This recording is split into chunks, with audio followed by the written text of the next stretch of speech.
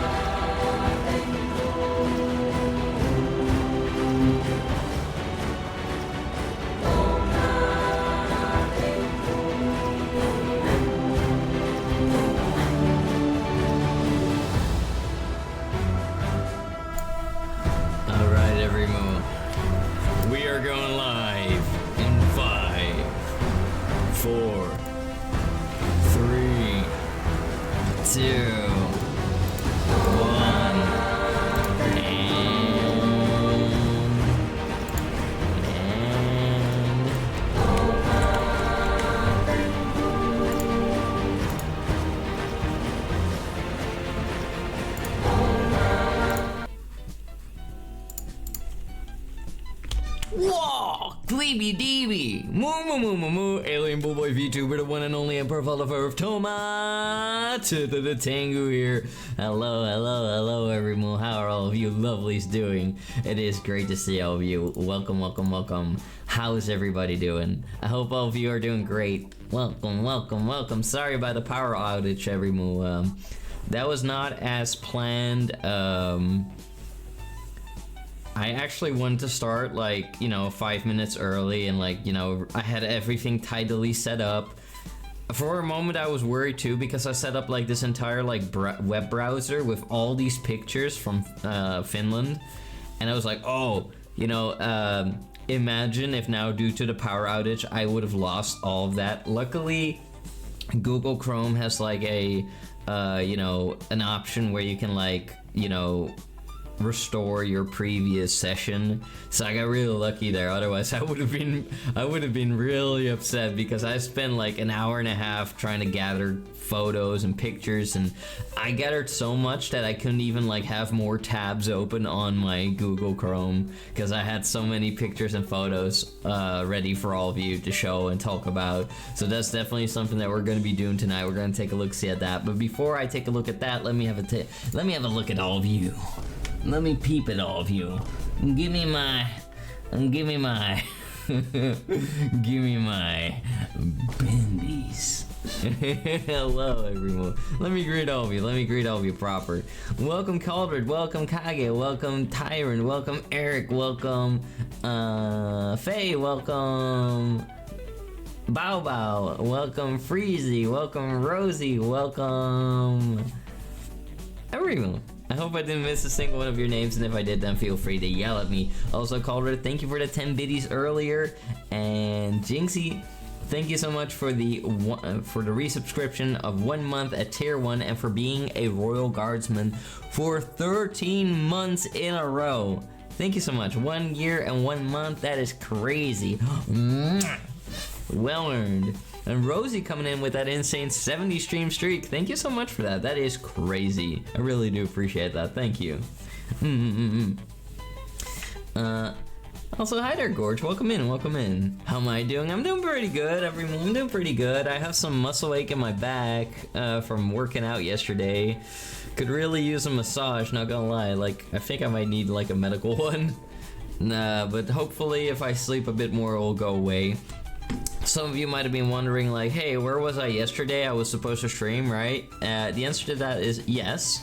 I was supposed to stream. However, I didn't feel so well after returning from the gym yesterday. I had a good session though, don't get me wrong. It was just once I was home, I was like, well, even before that, I went to the store, I quickly bought some food, and I was like, okay, you know, we're gonna go home, we're gonna get, you know, make some food, get ready.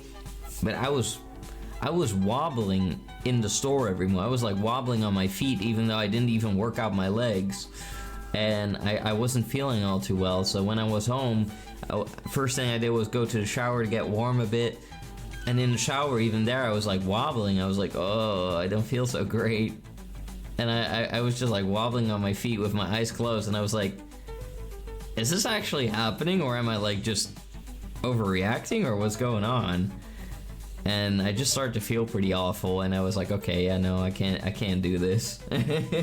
So I took a much needed little break yesterday, went to bed earlier than usual, got a huge amount of sleep. I slept 11 hours, and although I feel pretty good right now, everyone, I'm not gonna lie, for some reason I feel really tired, and it's been like that ever since I got back from Finland.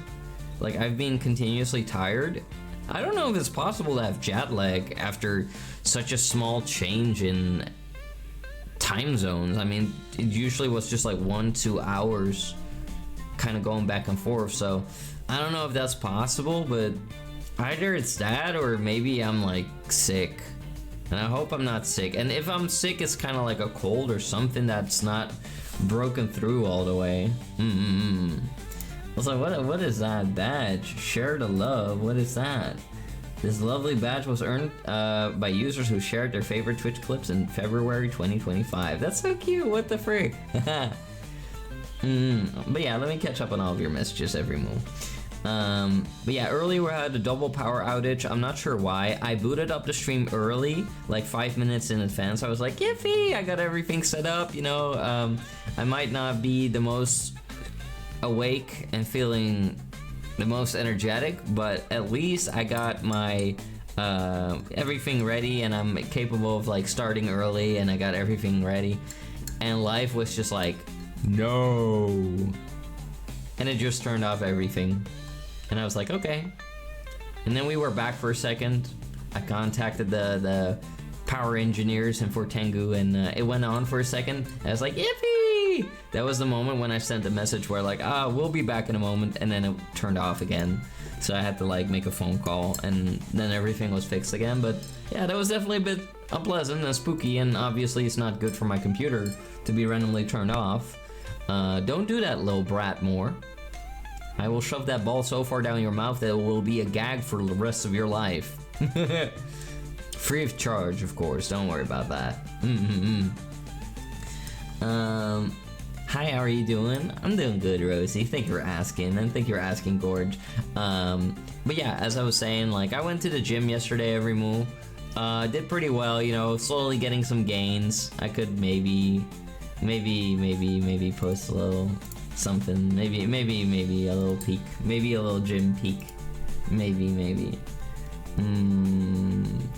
Should I? Could I? Would I? Fine.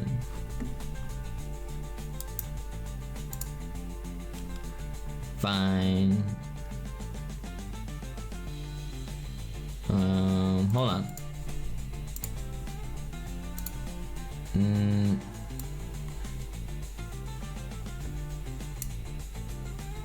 Okay, I can give a little peek.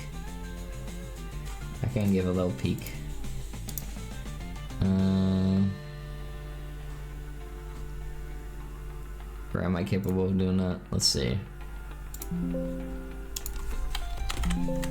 Shut up, computer.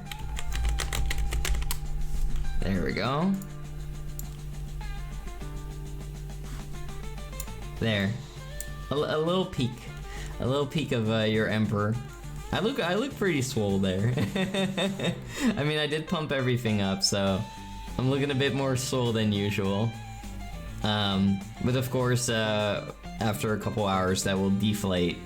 So like lifting weights is a lot like pumping up a balloon. Mr. Bull Monarch, ears look very nice, thank you. Nice arms, thank you. Thank you. Yeah, I like keeping my arms a bit big, so I can wrap them around people. You redeemed a compliment? Of course, sweetheart. Rosie, who's a good girl? Who's a good tangy? You are, yes you are.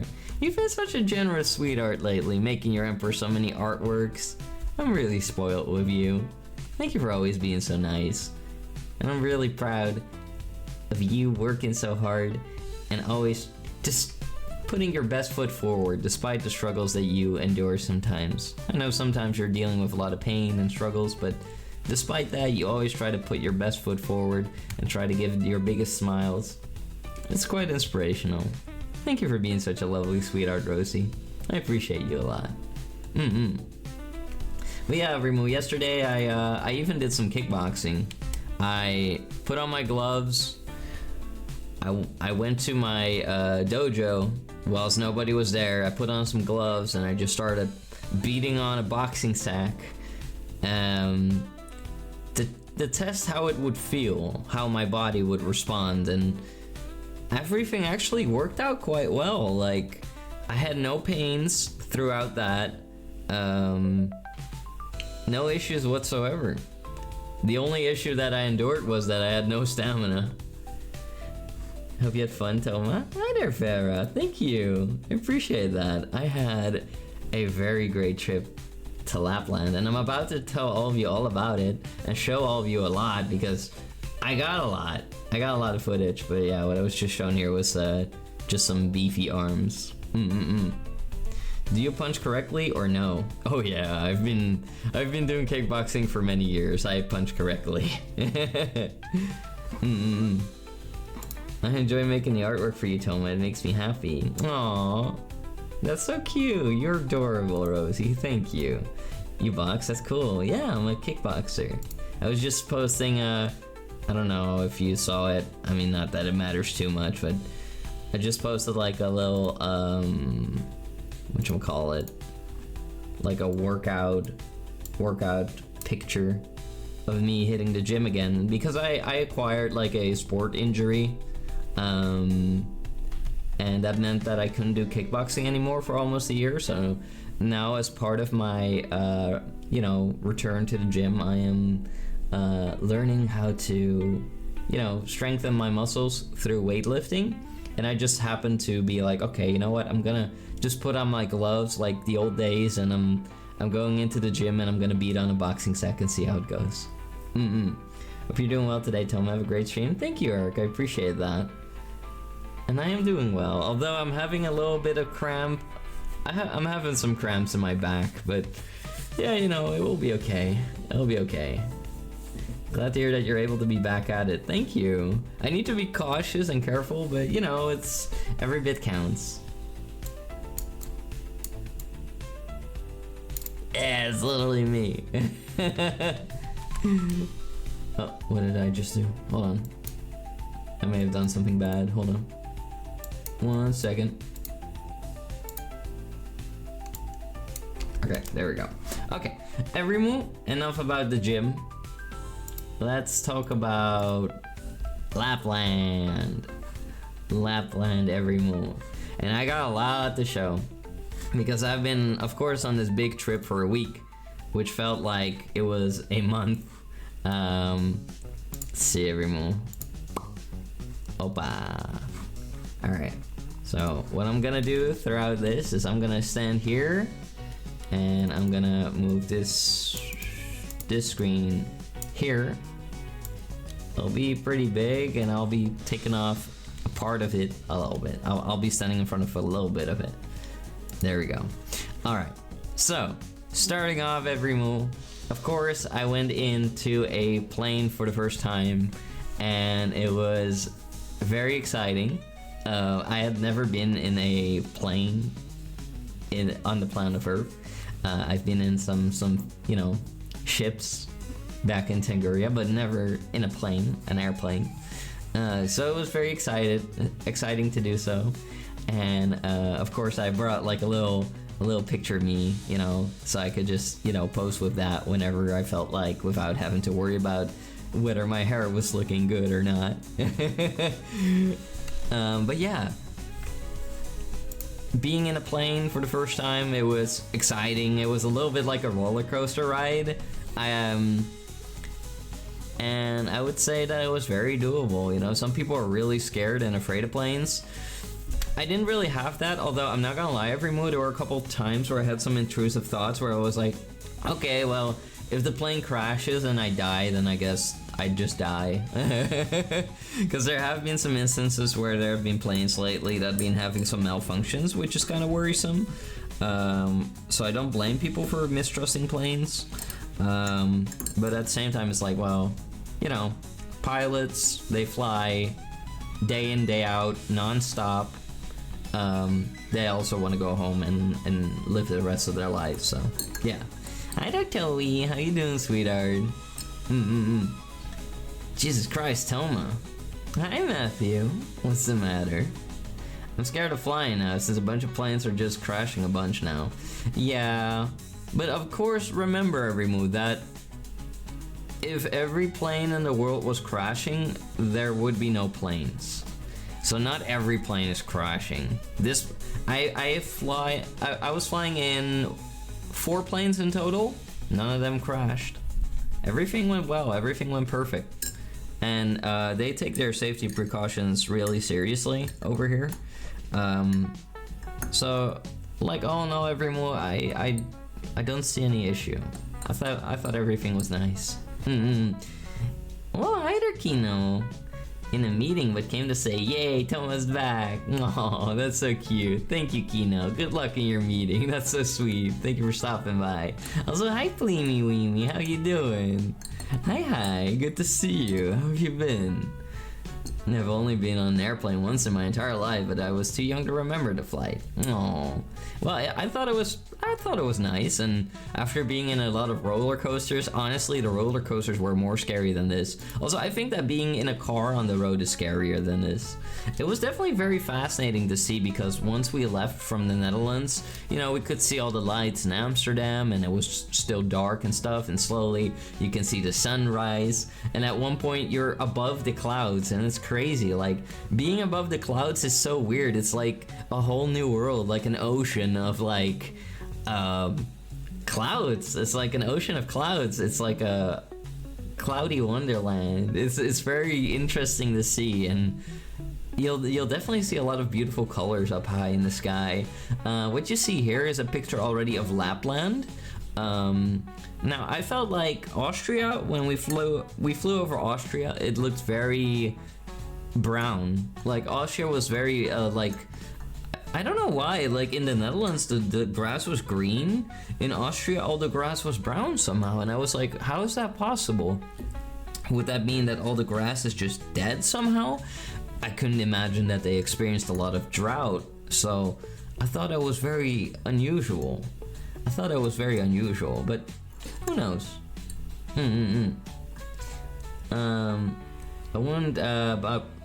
I know planes, especially for the first time. I wouldn't immediately think the plane's gonna crash or lose engine power. No. Look, it was just an intrusive thought I had. I've been on a few planes. Seeing the sunrise while above the clouds is genuinely the most beautiful thing I've ever seen. It's gorgeous. It can be really gorgeous. You can see like this red glow from the sunrise and the sundown. It's really lovely.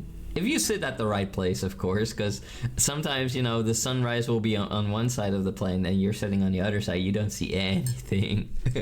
So that kind of sucks. The fact you had intrusive thoughts also. I mean, intrusive thoughts are normal every move. Intrusive thoughts don't really have to mean anything. They're intrusive. That means like you don't want to have them. They just appear there for free. That happens. I think everybody has intrusive thoughts. I'm too scared to get on an airplane. I wouldn't worry about it. I thought it was very safe. you gotta realize that, of course, like the pilots that are flying the plane, they've been doing so usually for more than 10 or 20 years. So for them, it's like no big deal at all. If grass is brown, that would mean they're dead from a lack of water and sunlight. Yeah, but I don't know. The sun was shining that day, but maybe it's just been bad altogether. Who knows? But yeah, it was a bit, you know, it wasn't that difficult to fly around. Before we knew it, we made our way, my human family and I, to Lapland, or also known as Sapmi. And Lapland, being the northern part of Finland, is its own region. It's not a country, but it's a region. Or well, I guess some people, maybe the Sami that live there, might see it as a country. I'm not sure about that. But we quickly arrived at Rovaniemi, which is the capital of Lapland, the biggest city and the most popular one. And you immediately notice the moment that you enter there, you could see it in the previous picture too. There's snow everywhere. Now, looking from the plane way higher earlier, I couldn't even tell that those were trees. I was like, are those just mountains or are those trees? I don't know, but turned out they were trees. There are just like a lot of trees throughout Lapland. There's tons of them, and there's snow everywhere. Like the lakes are covered in snow. Anywhere there's not a tree, there will be snow. And Rovaniemi was no different. It is completely covered in snow. You have Christmas ornaments everywhere in Rovaniemi, and that's because Rovaniemi is known to have Santa's village, and that is apparently where Santa lives or originates from. And it's a huge thing. Santa's village is a huge thing every moon. So Rovaniemi is I think the music has to calm down a little bit. Relax. There we go, that's better. So, Rovaniemi is a beautiful, beautiful city. Has a lot to offer, a lot of shops, lots of restaurants, lots of activities, anything from like snowmobiles to like, you know, northern light hunting trips to ice skating rinks to, you know, anything, clubs. It has a lot. Also, I'm not telling. I've had my fear of airplanes ever since I was little. I don't know where it came from, why I have this intense fear of airplanes. Some people just have it. I feel like with the ratio of all the planes that fly every day and cars on the road, a plane crash seems way less common. You're way more likely to crash in a car than you are in a plane, but it doesn't take away the fact that people just find it scary altogether. I'm gonna be really honest with all of you, every moo. I would rather step in 100 planes than, well, do 100 rides on the highway of the Netherlands, because I genuinely think with all my heart, every moo, that majority of the people on the road, or well, okay, maybe not the majority, but a large amount of people on the road should not be out there on the road because they are a danger to themselves and to others. There are tons of drivers that literally should have their license revoked because they just cannot drive abiding the speed limit, and they cannot drive taking other people's safety in regard. Like, some people are just not capable of doing that, and that makes me very reluctant to continue to pursue my driver's license, because I was once like working on getting one, and I got quite far, but then I ran out of money for that and some stuff happened, but I didn't run anyone over, I swear.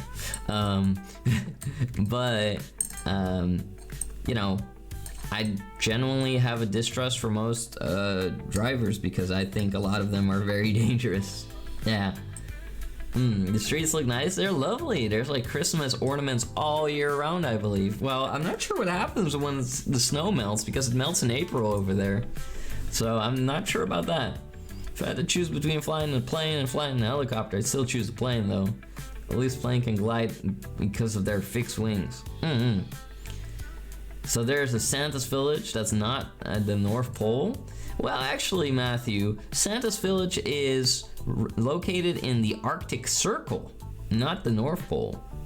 The North Pole would be way further up by many kilometers. Even you would have to leave the European continent to go to where the North Pole is located, and even then, there's nothing there.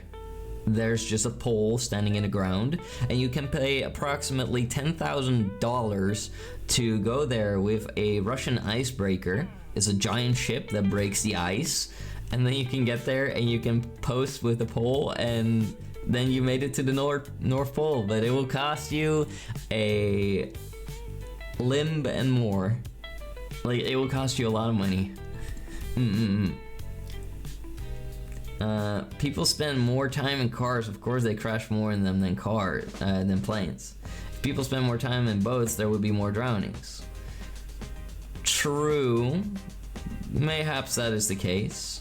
But then again, the situation on the water side would be a lot different than the situation on the road would be. The same could be said if, like, the sky would be filled with planes, right? So there's an argument to be made about both sides. But overall, we are dealing with a majority of people that have access to vehicles, and a lot of people that happen to have access to vehicles should not have access to vehicles because they don't care about other people's safety. And that can end up with people, you know, getting harmed. And that's not a good thing. Driver's licenses are too easy for people to obtain.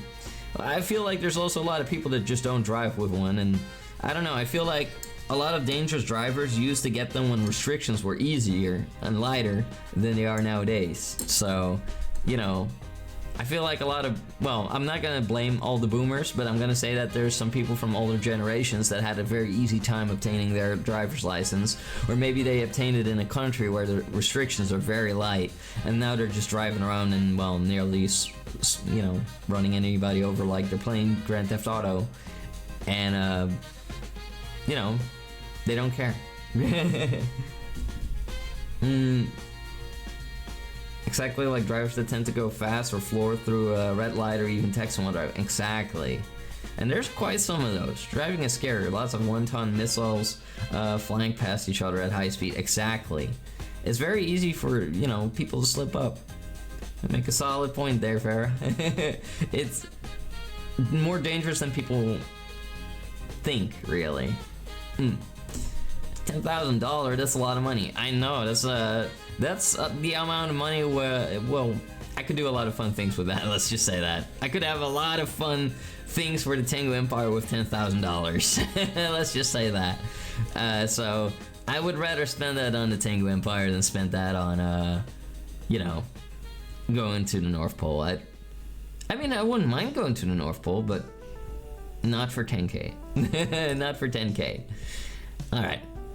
So yeah, Rovaniemi, Everimo, beautiful city, nice people, good experience. I liked it there. I liked Rovaniemi. But I do think that, you know, you don't want to be there with, well, I love being there with my human family, but I feel like the experience would be different if I were there with, you know, people that weren't my human relatives, because I would just, you know, check out the clubs and the bars. And I'm not really a bar person or anything, but they, for example, they had like a Hard Rock cafe, and I was like, oh, that could be cool. But everybody around me was like, no, I don't want to check it out. I was like, okay. But we had a lot of fun there, so I'm not trying to down talk my human family. Well, here we had the first accommodation that I spent some time in. It was a cozy little cottage, very warm on the inside. Like, they cranked up the AC all the way in this little bungalow park, and it was lovely. Like, there was snow as high as my thighs outside, and I have a bread in the oven. That sounds lewd somehow. Hi Saz, how you doing? It's good to see you. How you doing? Boats, mainly cargo ships, those are the scariest to go through, sailing from the port to the North Sea. It's insane, not to mention tidal waves. Yeah, you know, like, you know, boats, they come with their own things to worry about. You know, obviously, sky, ground, water, every single one of those things, you know, come with their own ups and downs. But most of us are more likely to be exposed to traffic. Having a bread in the oven makes it sound like you're pregnant. Yeah! Wow! Emperor at the bar undercover. Yeah, you know, I can put on my human disguise. I got some cloaking tech for my horns. And I can, like, you know, put a beanie on and hide my floppus under there and muffle away my hair. Maybe use a hairnet, put on like a wig. I've done it quite a couple times. I can do it. Hi there, Willa. How you doing? Hi, Moo Moo. How have you been? Welcome, welcome. Hope you're doing lovely. You're good? I'm glad you're good. Also, I noticed that mods are eeping. Mods are eeping. Mods! Where the hell are my mods? I hope Lapland was amazing. Pics were so cute. Thank you, sweetheart. I appreciate that. I had a lot of fun. I'm actually going through the whole process of like showing everybody all the pictures, and I have lots. I'm not gonna be able to give everybody shout outs tonight, everyone. I'm sorry. I don't know if mods will wake up. I hope they will. But I will try to give shout outs here and there. But if I miss you with a shout out, you know, I'm sorry. I hope Macy's awake or he might be asleep. I think Macy's eeping, and that's okay. I love Macy. And I think Faye might be Faye might be eeping too, and that's okay too. I love Faye too. I hope they will be eeping well. He yells mods like an evil king yells guards. I'm not evil. I'm the good guy. Right, every move? Right?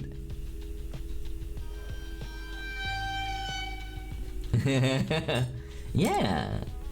Alright, let's see every move. Thomas certified cutie? No, you. Thank you. So yeah, this was a cottage that we slept in. This is before any of the sheets were put on. It was very interesting to see in Finland that the way they make their beds are usually the same. Like they put this sheet loosely on top of the mattresses. And it's, I would say, a pretty smart way to just change a mattress pretty quickly. You'll often find the same types of lamps, same types of door locks, same types of doorknobs. Lots of things are kind of the same around Finland, which is very fascinating. Like they have their own distinct style, things they like, things they, you know, use. Although they have quite some similarities with other Western countries, Finland definitely has its own style and its own habits and things, and it makes it quite distinct, and I kind of like it. I would sometimes just think like, oh, I'm sure that seeing all these things and using these specific types of doorknobs and locks and things would feel very familiar and cozy to the Finnish people, and I thought that was very cute in a way. Toma's really nice. Ah, thank you. You're the good guy, but the evil king is evil. Ah, thank you, Punish. I appreciate that. You're an emperor. True. I want to see an elite mod Tengu now. Giant cow at a tiny computer. Ah, yeah. I mean, you know, we have those. I think a lot of them are eaten right now, though. Evil, but an endearing and unharmful way. Oh my. With little circular glasses, that would actually make for a really cute artwork. That would actually make for really cute artwork. But yeah, we slept here every move. The snow was as high as my thighs. It was cozy. It was warm. The walls were paper thin though, so basically anybody who didn't bring earplugs was suffering, because every single one of us in there, and we were with a big group of human family, every single one of them was snoring, including me. I was snoring too. I'm not gonna lie, everyone. I was snoring. Apparently, I talk a little bit in my sleep, and I apparently also snore. And that's cringe, but, you know, that's reality. Cutest space bull ever. Aww, thank you, sweetheart. I appreciate that. I thought the paper wall thing was gonna be way worse. No, it wasn't as bad as it could be. But what wasn't bad was that over there, the first night, immediately, as we went to go out to look for the Northern Lights came to us. Like, literally, it manifests itself every move. It's crazy. It just appears out of thin air. And it appeared right above us. And you know, it starts like a ball of plasma and it stretches out and starts dancing and waving and wobbling around, and then it disappears. And that was when I noticed that I apparently have a bit of a quote-unquote gift where I can see the Northern Lights form before my very eyes, before it's there for everybody else. So I was capable of like spotting the discoloration in the sky before any of my human relatives were able to see it. I'm not sure if that has to do with me being a Tengurian or anything else, but I can't say that that's a gift that I ever noticed back in Tenguria, because I never heard anybody mention that. But here I definitely noticed it. Like, it starts out as like a faint discoloration in the sky, kind of as like something grayish in a sea of black, and then it becomes greener and greener and greener until eventually it was so bright that even my very bad phone, and I'll get a better phone in the future so I can take some better pictures for all of you every move. I'll get a better one. But even my terrible camera was capable of catching the Northern Lights. Also, I'm gonna see if I can move that snow a little bit down. Down, get down. There we go. Yeah. I thought I sleep like a mummy, and apparently it's creepy. I frightened everyone in my family. Oh, what does that mean? Sleeping like a mummy? You're talking in your sleep? No, it's not cringe. It's completely natural. No, I meant the snoring, going like. Toma, kage. Hi, sweetheart. There you go. Also, I'm not sure if I gave a shout out. I did. Okay. When the lights were in my town, they were a lot easier to see even through our phone cameras. Yeah, the thing is, Everymo, is that sometimes you might not see the Northern Lights that brightly, but your phone will be able to pick up on the electromagnetic fields in the sky, which is what causes this phenomenon. So basically, if you can see it, your phone will be able to see it even brighter. So this in reality was a little bit less bright, but it was still bright enough to see pretty clearly. And there you see another one. And well, you know what also really messes with Northern Lights, Everymo, is light pollution. Now Finland, being in Lapland, being in the high north, if you're lucky, you'll be in quite some places where there's very little light pollution. And some people are even very kind, and if they see that you're standing outside to gaze upon the Northern Lights, they will turn off their porch lights, and they will turn off their indoor lights just so that you can see it better. It's very lovely. Also, this stream is brought to you by Cloudberry Tea. I'm not sponsored, but if they were ever to sponsor a streamer, it should be me. So pretty. It is. It's gorgeous to see, and the fact that it, like, you know, you got like the still kind, and you got the kind that like dances around, and we immediately got hit by the one that dances around, and that is the most majestic to see. It's really beautiful. Cloudberry tea. Yeah, it's very delicious. Cloudberries are a delicious orange berry that grow in the north, and they're quite unique because they only grow in Scandinavia, I believe, in the northern countries. And well, they also grow in Finland. So basically, all the like very north-laying countries, they can grow cloudberry, but not the Netherlands or anything like that. Like, that's not the right environment for cloudberry, but it's very sweet and delicious, and I bought some cloudberry candy too. Very unique flavor, very delicious. I definitely went out of the way to try out some things that I couldn't buy in the Netherlands, for example, like cloudberry yogurt. Very delicious, very freaking delicious. Cloudberry, well, the candy and the tea. Lingonberry jam, also very popular in the north. And you know, plenty of sweets and things. There will be a few pictures of food coming by, but not too many. Cloudberry jam would be delicious. Sounds like fantasy products. It does, doesn't it? Here, cloudberry Check it out. Cloudberries. They even look kind of fake. They look kind of fake. They look like something out of Final Fantasy 14. Yeah, they're very cute. They're very cute. I guess I failed to acquire this thing called Lakka. I don't know what that is, but... Oh. But cloudberries look delicious and they have a very unique taste. They don't taste like any berry I've ever tasted before. Very lovely. Sounds like something Cloud9 from Superstore would sell. Ooh.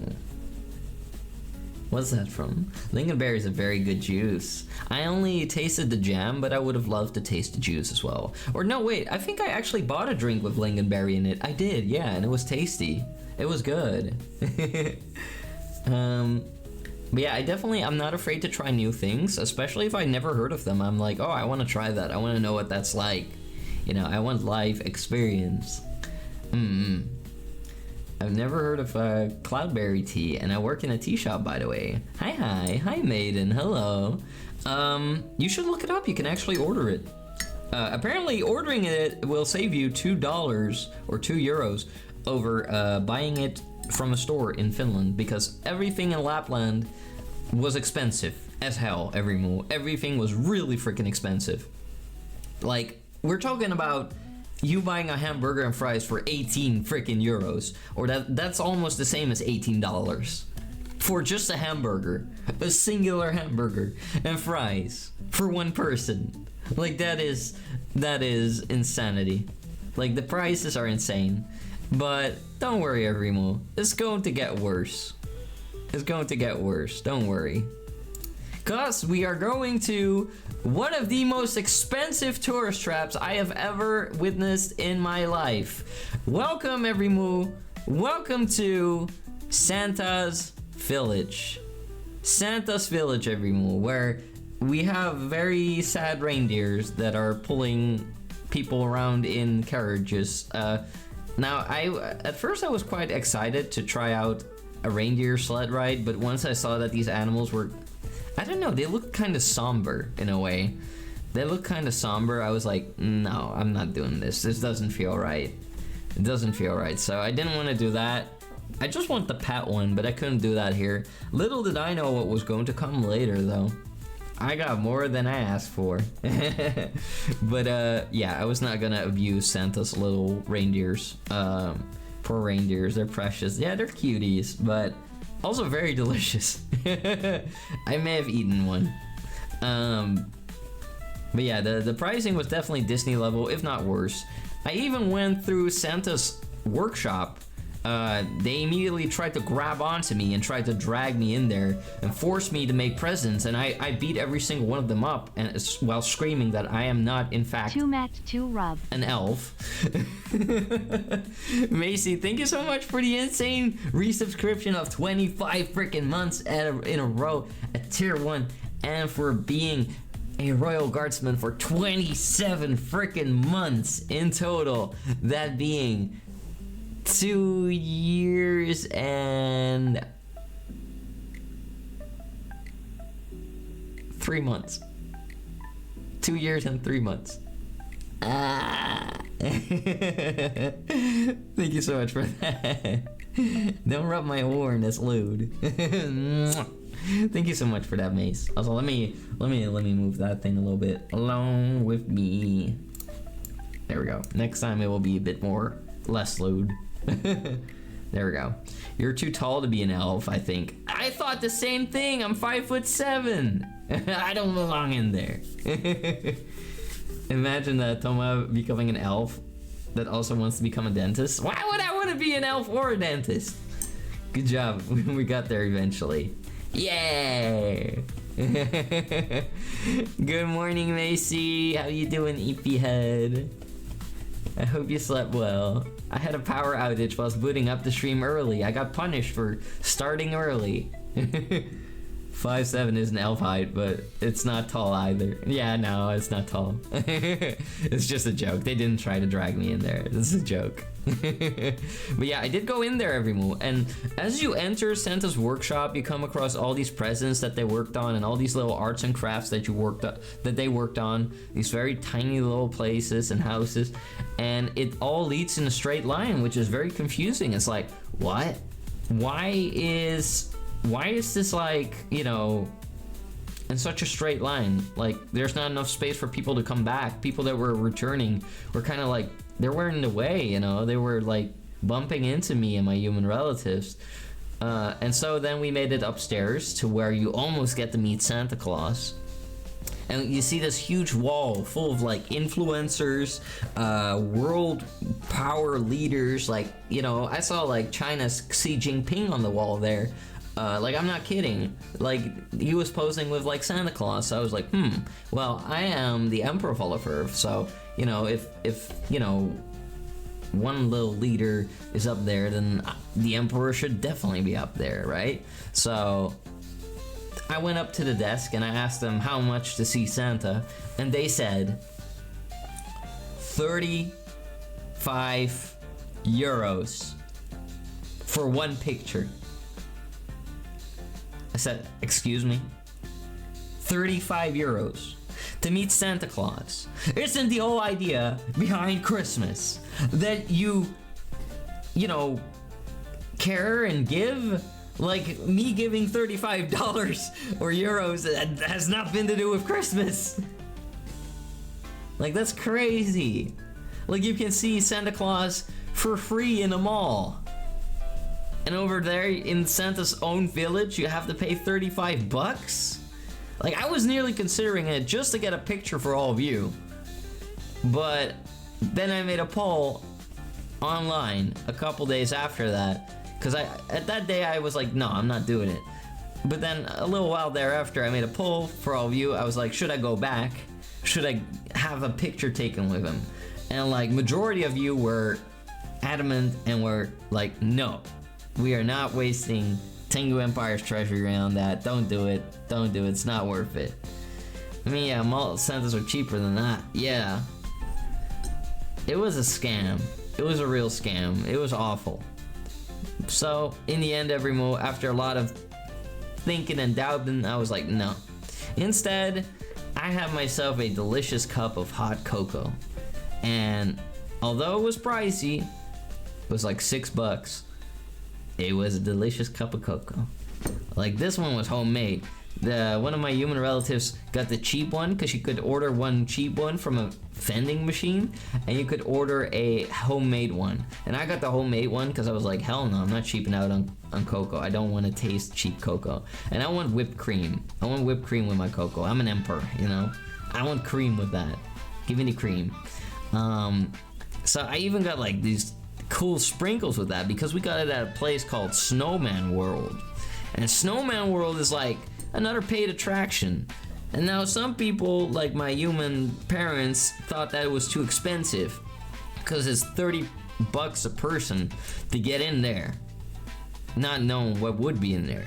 But oh my goodness, everyone, to me that price was totally worth it.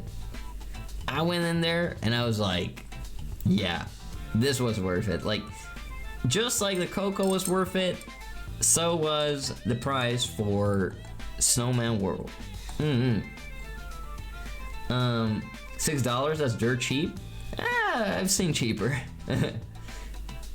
No, Toma, give me the cream. I mean, ayo, you want the cream? Maiden. Oh my. Ayo. But yeah, it was a delicious drink. I thoroughly enjoyed it after coming out of the cold because it was cold everywhere. It was minus 14 Celsius all day everywhere. Minus 14 to minus 16. So it was pretty damn cold for, you know, what I'm used to. We Tengurians usually come from a very temperate climate. Of course, we have cold areas on Tenguria too, but that's not where I came from.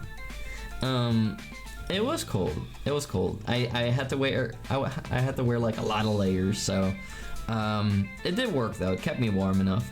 But sometimes I went to like, you know, play in the snow, grab a snowball, roll around in the snow, slide down the hill. You know, I had a lot of fun, so sometimes there would get, you know, some snow would get into my boots or into my gloves and my hands would get really cold. I had one time throughout the trip where my hands got so cold because my gloves were frozen that my hands were starting to become really red like a lobster, and that was quite painful. But luckily I got some help from my human family, and they had like these heat pads that warm up within 2 minutes that warm my hands real well, and I was given a pair of gloves by my human mom to warm up my hands, so they fixed me up real good. Toma has layers like onions. I did back there, yeah. I did back there. I wore a lot of layers. I was wearing one pair of thermal socks every day in ski boots, and then naked above that. No, that's a joke. I was wearing a tight leggings, like thermal leggings, to retain my heat on my legs. I was not naked. That's a joke. It's a joke. It's a joke. I was wearing tight leggings. I was wearing ski pants on top of that. And then for my torso, I would be wearing a thermal shirt. I would be wearing a homemade knitted sweater made by my human mom. Very cozy, very thick, very warm. And I was wearing naked Toma leaving a drag mark in the snow. Yeah, with my tail. My tail got kind of cold sometimes. Sometimes I would just stuff it into my pants. Number 96, I'm too good for these wieners. What the frick?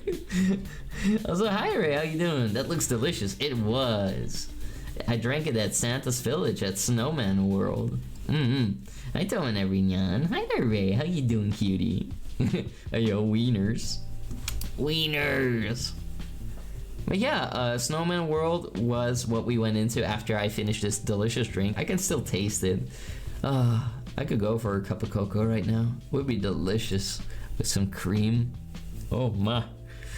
The sprinkles were pretty good too, even though, you know, it's a bit much. But, you know, they're pretty good. They were pretty good. Some cream, yeah.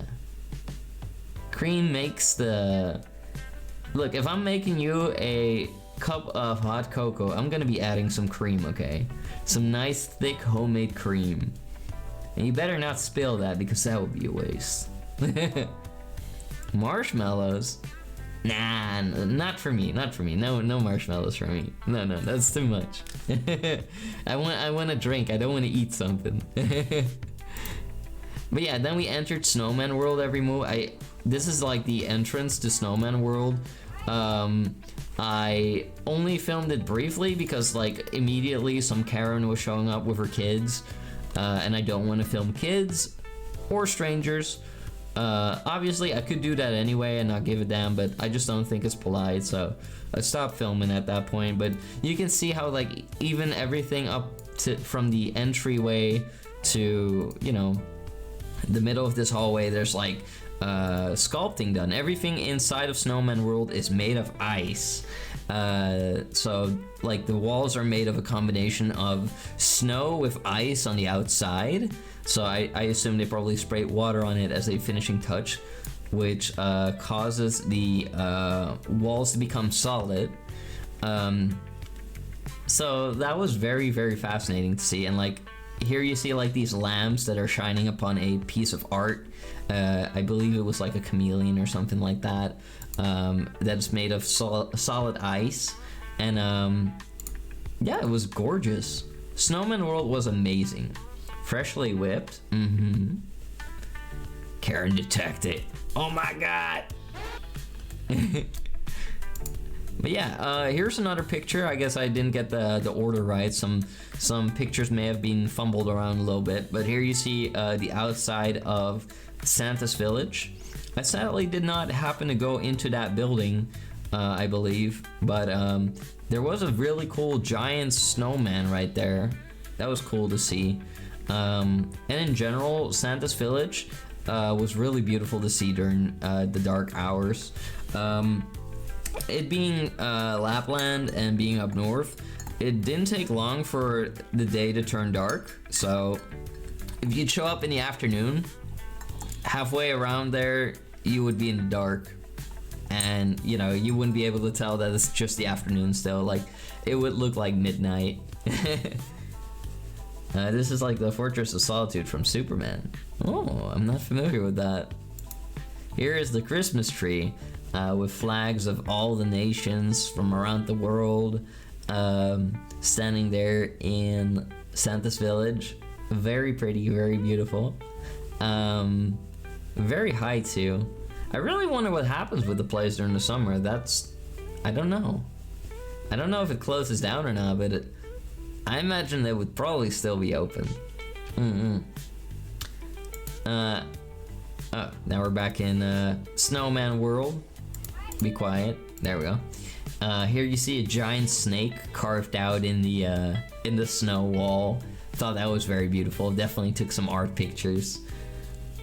Tall, beautiful Christmas tree, lovely. Yeah, I'm not gonna lie, Remo, there were quite a couple times in Lapland that I was like humming Christmas songs, because seeing Christmas items not just only in the Santa's Village, but in the cities, on people's windows of, you know, their houses, like, it put me in a Christmas mood again. It was weird, but it was a beautiful Christmas tree. And here you got some chameleon eggs that glow in the dark. Very cool. Very cool. Like, they really made work of everything. Like, above this was a giant chameleon. I don't think I captured that one on picture. They had a bar made out of solid ice everywhere. Like, that was so sick. They just had like a bar made out of ice. Like, look at that. And there's like a tiger carved into there.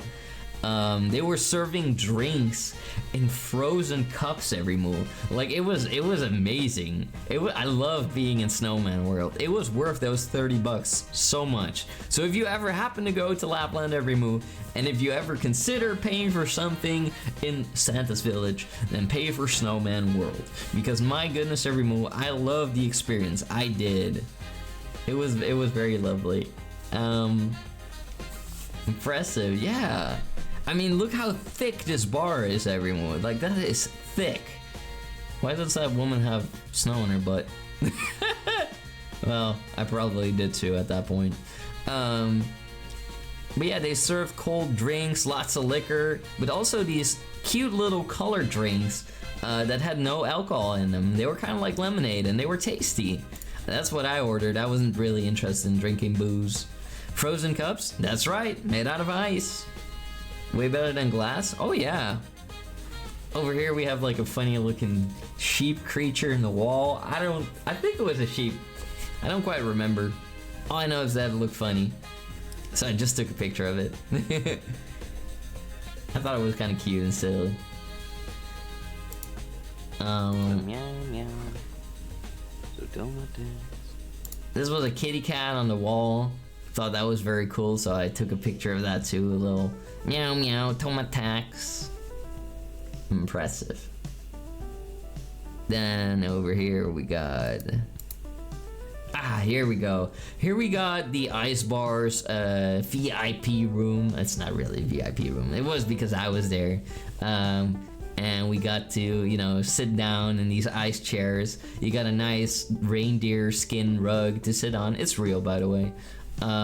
All these amazing artworks on the wall. Lights that are, you know, pulsating everywhere, like changing color.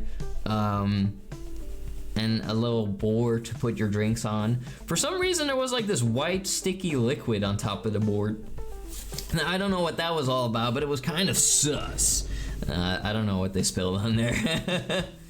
They have one of those in Quebec, Canada, but Quebec, so evil. I'm sure it doesn't have to be evil. Maybe some of it. You think it's cum? What the? What the? What the hell? Is French therefore evil? French aren't evil by default. No, that's silly. I've met some lovely French people even during my trip here to Lapland. Also, hi there, Chris. How you doing, sweetheart? It's good to see you. Yeah. My snowmobile buddy was French, and she was a lovely lady. But I'll tell you all about that in a moment. I've met some very nice French people, and I've also met some very rude French people. I have met more rude French people in my life than I've met nice French people, but I've still met nice French people in my life. So I know it's kind of a meme, but at the same time, I do feel a little bit bad about me wrapping my hands around Don Musa's throat and squeezing until there's no longer any air left in it. I would feel bad about that, but he instead just walks around here and tries to fart, which I think is relatively, or well, completely and utterly disgusting. So I've come up with a solution, and that solution would be to pour concrete mix down his butt crack. I think that's the only solution. So my thingies, grab him and get the concrete mixer.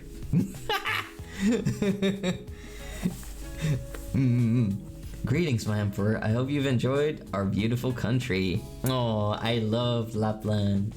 Somi on matava. And Sapmi is very, very pretty.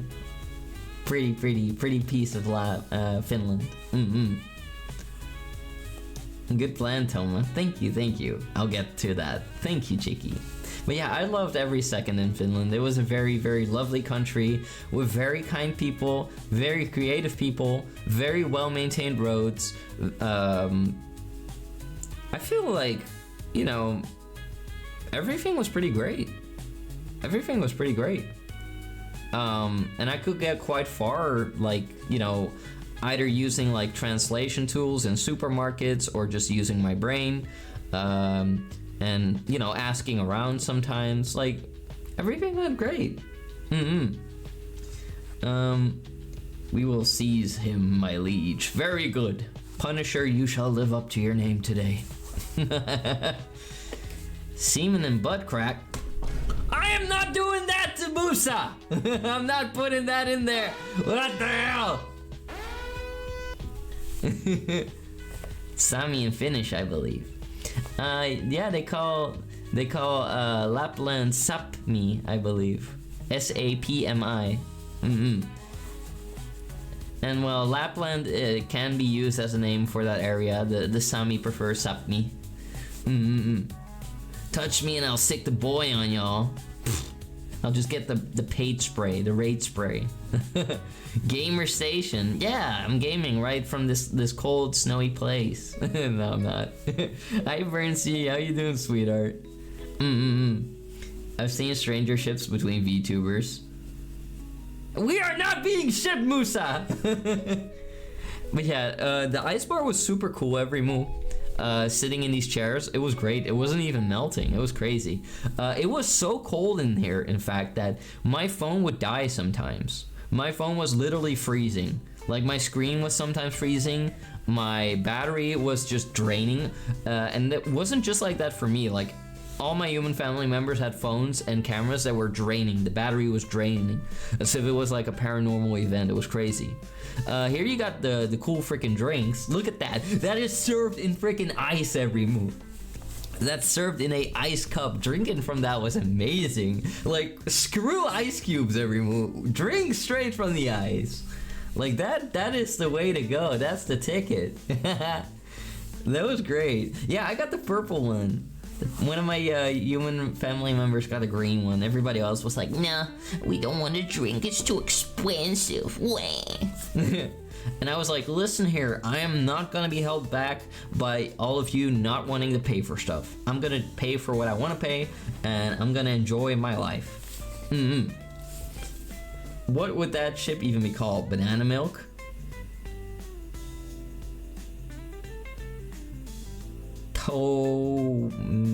Mustard. Tomato mustard. I don't know. It is called Samenma in Finnish. But yes, Sami called the area Sapmi. Samenma. Ah. It's purple. But yeah, I think Finland in general is fascinating, and I think both the Finnish people and the Sami people are very fascinating. It's on the rocks. Yeah, the ice rocks. They're worried about expenses. That's fair, but I wasn't gonna be held back. The only thing I know about Finland is Saki Jarfan Polka. Oh, isn't that with the leak?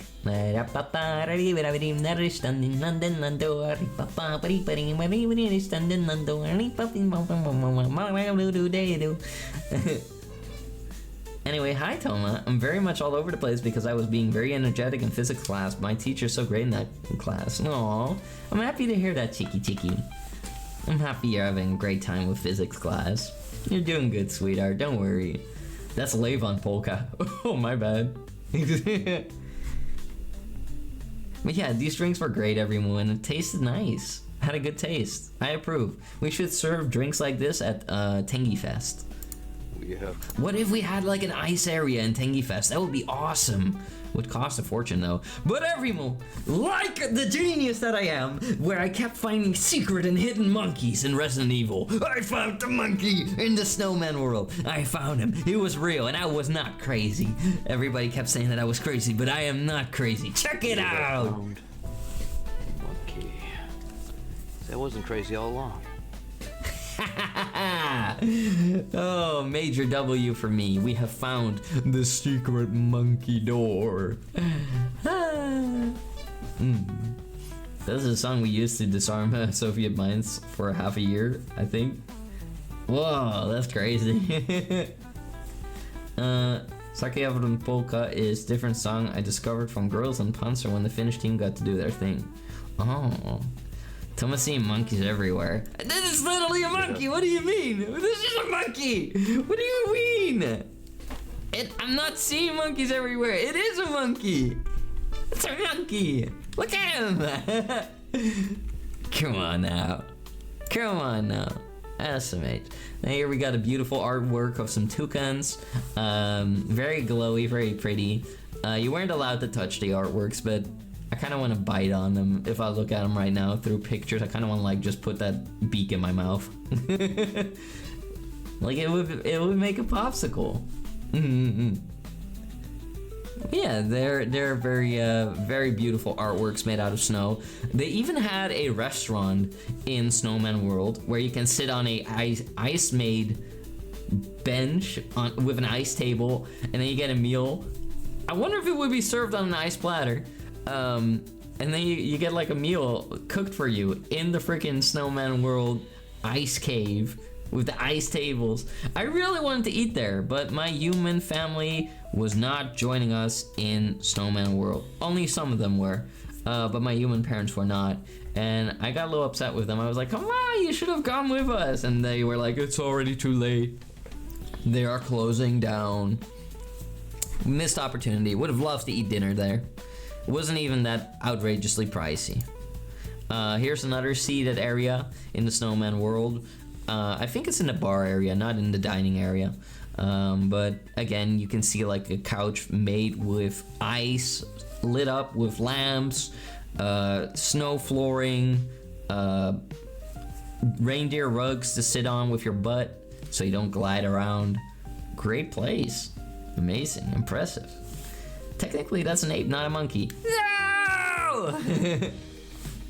Can't believe this. Nerds at it again.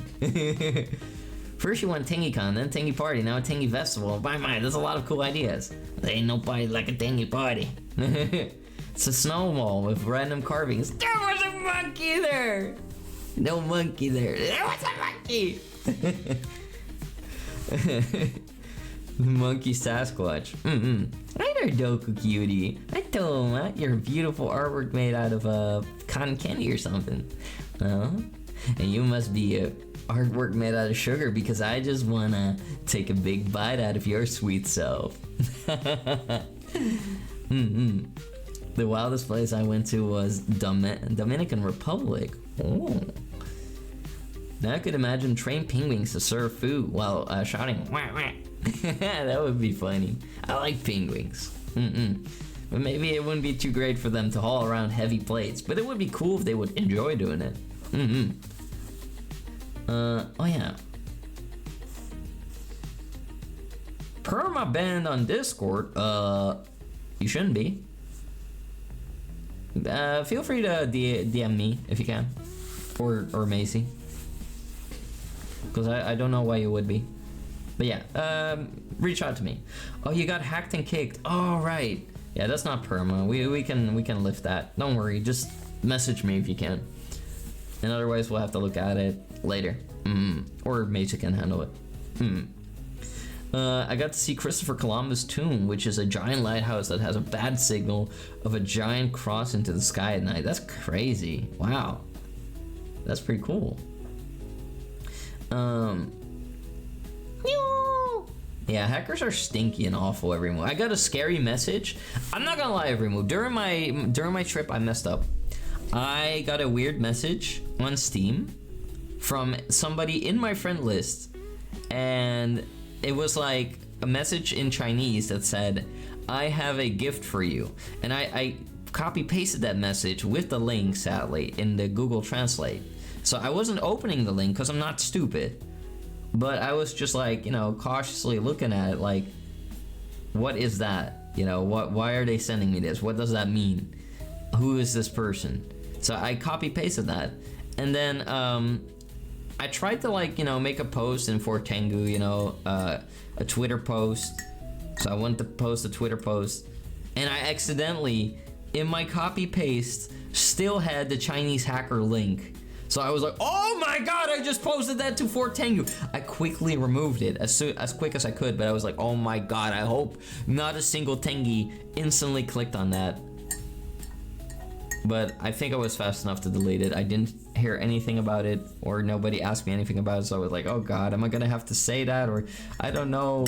I maybe should have made an announcement about that, but it happened so fast that I think nobody was capable of clicking it. But it was, I don't know, I think it was sus. I don't know what it was. I mean, I do have some Chinese friends on Steam, so that's why I was very confused. But maybe one of them got hacked, I'm not sure. It was a friend asking you to vote for them in a competition. I got hacked and the bot sent $50 Steam gift cards, links to everyone. Oh god. The main community I'm in joked about being mad that they didn't get their $50. At least you were quick on your feet. Yeah, I made sure to get rid of that as soon as possible.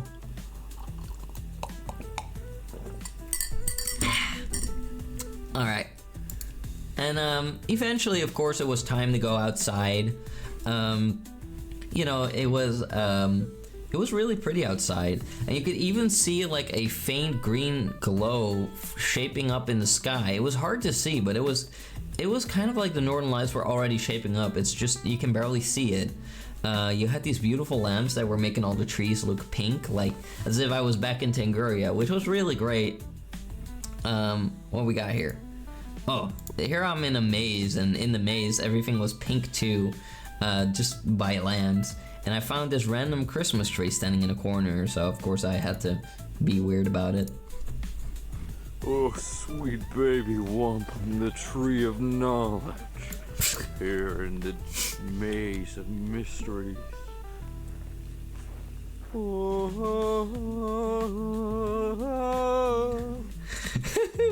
don't know what was going through my head at that moment. Probably like minus 14 degrees of cold or something.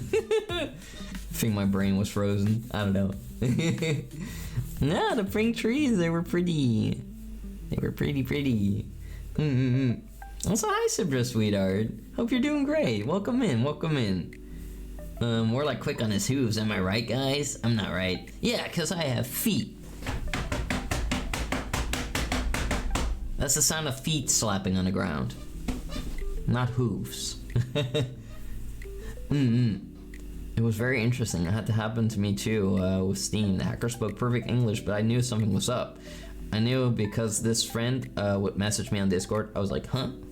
Yeah, everyone, we gotta go back to the old days of the internet where people were more wary of clicking on links and, questioning things twice. Be cautious with that, everyone. Oh, sweet baby wampum. The bisexual lighting. What if we kissed at the Tree of Knowledge. Can't join the server for some reason. I'll see what I can do. I'll see what I can do. Let's see.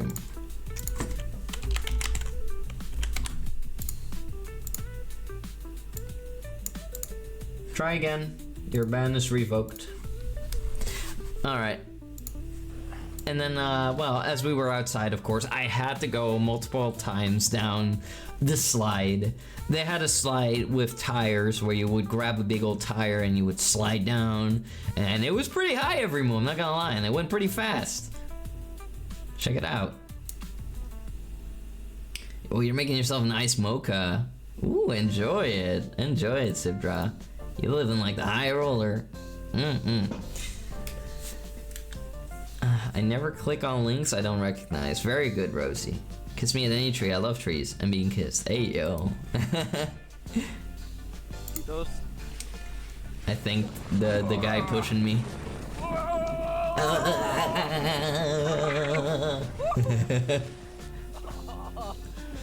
That went really hard. It worked good. Welcome back in Fort Tengu. And well, after a while, you know, I went down that hill quite a couple more times. Yeah, welcome back to the fort. As I walked out, I ran into Snowman World's famous Lumi. Lumi being the mascot of Snowman World, being a snow woman. Mr. Kulu Lumi. Hi, Lumi. Ay. And Lumi being absolute Chad, nice snow woman, man, creature, probably woman. Yeah, it was very funny walking around making kids smile and stuff. So I was like, oh, I gotta shake their hand. So yeah, that was the Lumi meeting the Emperor of all of Earth, a historic event. And yeah, basically after that, it was dark and we had to go back to our place for sleeping. The day thereafter, we went out and we were just traveling around trying to find some, you know, sights to see and stuff. We came across this, well, what was it called? It was like a hot spring area where people would swim in hot springs and like, you know, get in like nice jacuzzis and hot tubs and stuff. I thought this house in particular that we walked past looked like something straight out of Rainbow Siege. There's like a snowy map on Rainbow Siege with like a wooden cabin just like that, so I took a picture of it. It was here where there was a giant road upwards, like a hill upwards, leading to this particular property. And I may have stolen a sled, or borrowed it, quote unquote, to then slide down that giant slope. And oh my god, that went fast. Like, I nearly rolled down the hill here. It went that fast, because it was all the way back up the mountain. And I was sliding and going and going. I don't have a recording of that myself, but it was fun. Of course, then I put the sled back where it belonged. But it was a bit sneaky breaky, and it wasn't very polite of me to do, but nobody was around, so I couldn't ask anybody either. You stole a sled? I borrowed it. The Emperor can speak Finnish quite well. You think so? Kiitos. I've always, you know, ever since I've been able to use the intergalactic web, I've always had friends from Finland, and they would teach me small things, you know, like how to say how are you, like mitä kuuluu, and, you know, saying like things like hyvä kiitos, I'm good, thank you, or saying hi, like moi moi, or hyvä päivä, little things, or words as silly as banani piraka, or lohi karne. Kisakala. Little things. Random things. Emperor of all of Earth? You're officially conquering the world? Of course we are. We're the Tengu Empire. We have to do that. Nobody would be mad at that here. I don't think they would be mad either, to be quite honest, especially due to the fact that we just put it back where we got it from. And even they were just laying around somewhere. It's like people just discarded them. But yeah, it was pretty cool. We had some soup here. I was just rolling around in the snow. I did take some pictures of the area, but I couldn't quite fit everything in here, sadly. But maybe some other time I'll show some more random photos that I never showed on here. But believe me, there's a lot more to come. It's still cool. People that can speak more than one language are really cool. Thank you. I have an ability to learn languages rather quickly, I would say. Doesn't mean that I always put in all the effort that I should. So I kind of was like, oh yeah, I'll learn quite some Finnish before I go to Finland, but in the end, I didn't learn too many new words. But I got by pretty easily usually. And I had like a spreadsheet of like little sentences that I could say that actually helped here and there.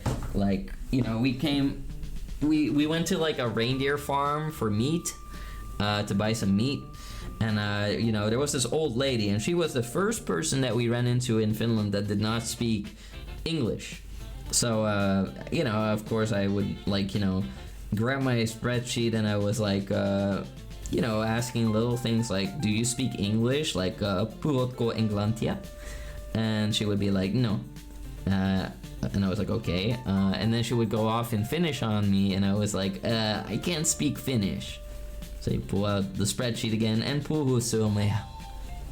And it was good enough for her to understand that I didn't speak it, and she would put her daughter on the phone that does speak English. But you know, I tried what I could to make it easier for that old lady. Yeah, we tried, and we had Google Translate, and we had her daughter helping us. So in the end, I bought some deer beef jerky, and my human dad bought some deer steak, and we ate that. Or well, we have yet to eat the jerky though, because I kind of have to cut it into pieces. What is banana pie? It's just a random thing I came up with years ago, where I was like banani, and I was like piraka. Banani piraka. I have a banana, I have a pie, boom, banana pie, you know.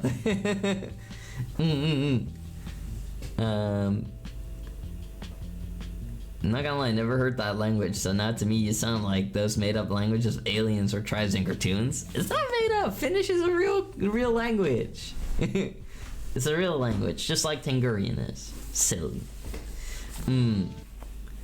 Oh, my music has died. Womp womp. Let's do this one, everyone. There we go. More rural Finns don't often speak English. Also the older generations don't. Yeah, only this old lady that I met did not speak any English.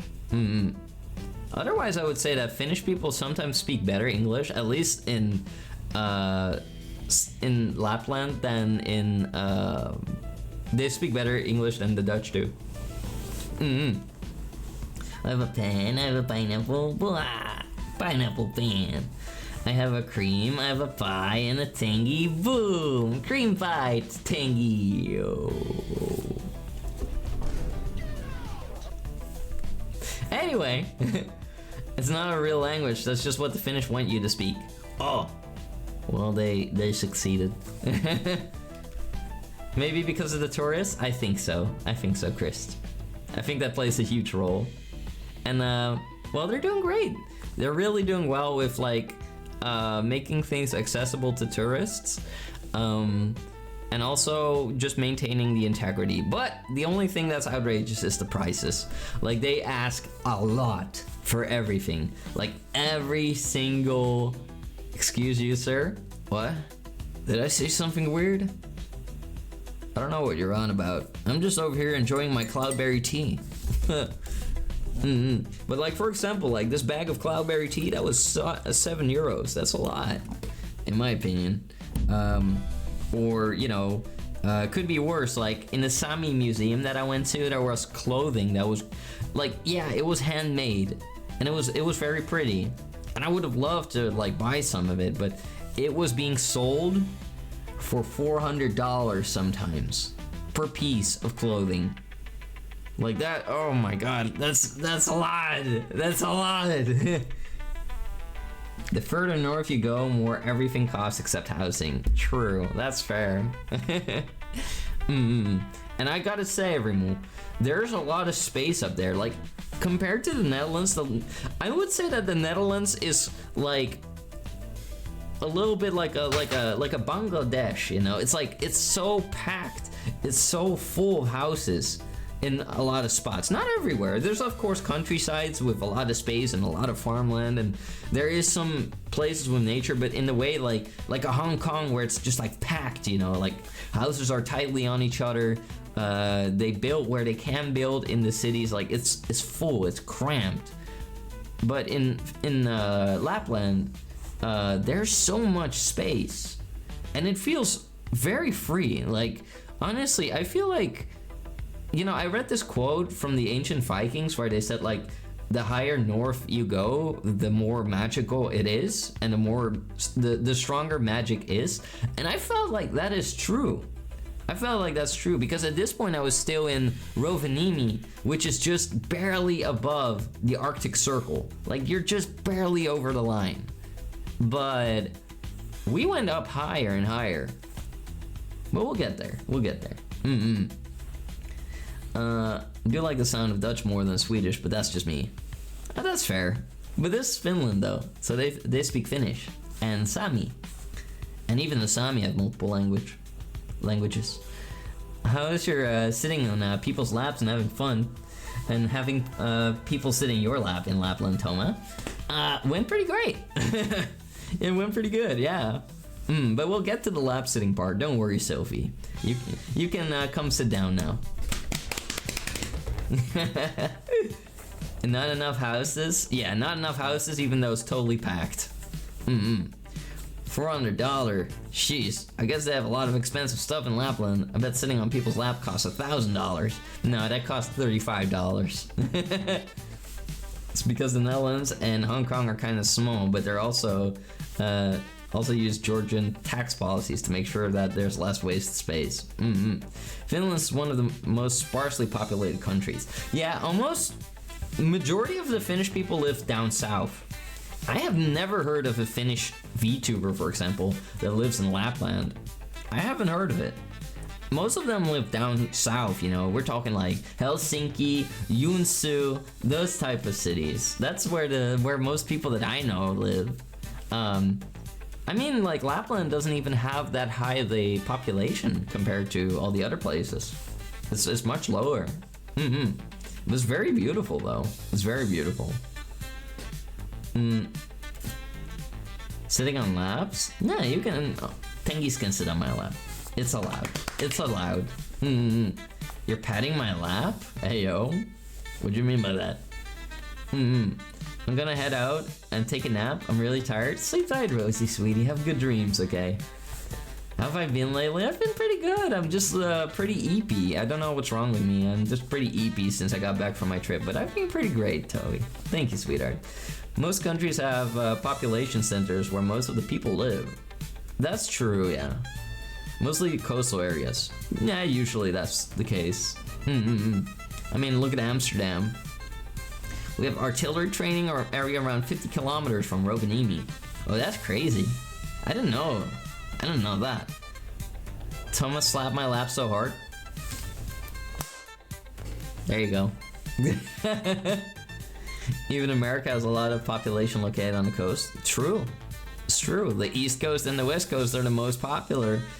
The rest is just called flyover states for the most part.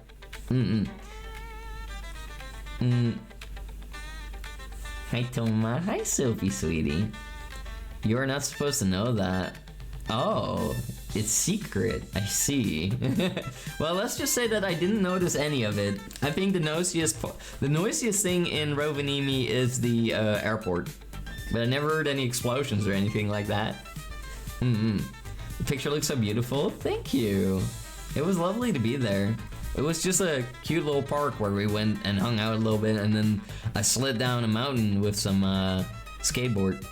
Also, then we went to another place where they had like a a giant moose. I think this place was called Joninkauppa. And they had this giant deer with giant balls. I'm not showing the picture of me grabbing it by the balls again. But it was a cool reindeer statue. I did do the dingling though. I grabbed it by its dingling. You want to see me grab it by its dingling every move? There, I'm putting my hand on it. Ding ding ding ding ding. They only have every half a year. Oh, I see. Of course you did. What? Don't worry about that. Silly coast livers, they're never going to expect dinosaurs. Invincible reference. Oh. You did what? I grabbed this by its dingling. You know. Dingling! Ding ding ding ding ding ding ding ding ding ding ding ding. Yeah. It's only natural to do so. Exactly. Grab it by its dingleberry. Not the dingleberry, that's nasty. But yeah. In this place, we had a very lovely view on a lake. It was completely frozen, and you know, early in the mornings, you would sometimes see like little squirrels running through the snow. There would be little bunnies running around, little birds flying about. Birds were very rare in Lapland every move. Like for the most part, you would hear like magpies very rarely. And the Finnish have this particular type of crow. It's a very big crow. Or raven, I'm not sure what it is, but it's like black and gray. Now I forgot what type of crow this is, but it's very big and it's black and gray, and it is the most common bird in Lapland, I would say. But other birds were much more rare. Occasionally there was also a very small red looking bird that made a very high like chirping noise. But overall I would say that it was almost as if like mammals were more common than birds. Yeah. Did you go to the sauna and then jump in the snow? I did, yeah, I did. Back in Rovaniemi we had a sauna, and the sauna was really freaking steamy. Like, it was like one of the more cheaper saunas, I believe, which is not necessarily a bad thing. It worked perfectly well. You boot it up from the bottom with like a rusty looking machine, and then you know, you got these coals on the top. You pour some water on there, but I was sitting all the way in the corner, right above the coals. And whenever somebody would pour water on the coals in the sauna, the steam cloud of super hot water or steam, the super hot steam would blow up towards me and get trapped against me and the ceiling, whilst they were sitting in a corner where it was like much more, you know, pleasant. And I was just like, I was screaming. I was screaming when they did that twice in a row because it was just so freaking warm. Like instinctively I nearly like ran out of the sauna because I was just trapped against the ceiling with, you know, that super hot cloud of steam. Like my skin was not burned, but it was very, very warm and sensitive. And they were like, "Oh, why are you making such a big deal?" I'm like, "I'm burning!" But yeah, that was steam saunas and saunas are different. I think it was like the hot coal one, but like, you know, steam would come off if you poured water on it. I don't know if that's the same or not. I don't know. Netherlands doesn't have hooded crows? Yeah, the hooded crow, that's the one. No, Netherlands doesn't have it. I believe it's because it feeds on carrion. So it feeds on dead bodies, and that's a little bit more rare over here. Also, we used to have low IQ peasants living here in the past. They killed all the ravens, sadly. Yeah. Also, Friday Fables, thank you so much for the follow. Welcome to the Tengu Empire. You're now my servant. Welcome, welcome. How you doing, Friday? Also, hi, Lurker. Don't throw stuff at me or I will throw you in the snow. So Smoochie, such a good introduction. Hot sauna, it's like a hot tub, especially sitting on a wooden bench. Oh. You scream, poor Toma. Yeah, I did scream. Need some smarter peasants. Exactly. Whoa, look at you, Speen Friday. Welcome, welcome, welcome in, welcome Speen. Steam sauna is full of steam that you can't see, so see a meter or two in front of you. Oh no, it wasn't like that. It wasn't like that. No. The steam would only be there if you poured some water on, but then quickly it would be gone again. But it was just super warm with this particular sauna. The other ones weren't that bad. But yeah, during my time in Rovaniemi in that sauna, one of my human relatives was like, hey, you should do this Finnish thing where, like, you know, we open the door for you and you run out in the snow and you roll around in it. And I was like, okay. So I was in my swim shorts. I just had some tight swim shorts, and we opened the door. I went out there, minus 14 Celsius, and I jumped in snow that was, well, I ran, and then I, get this pie off of me! You will be pied, Sylphie! It's over for you. You're done! You're gonna be pied. Yeah. And then you'll maybe reflect upon your actions a bit better. But yeah, we like to do that. It's fun. Yeah, it was fun. I ran and I just held my hands out in front of me and I just jumped. I was like, I went like, whee!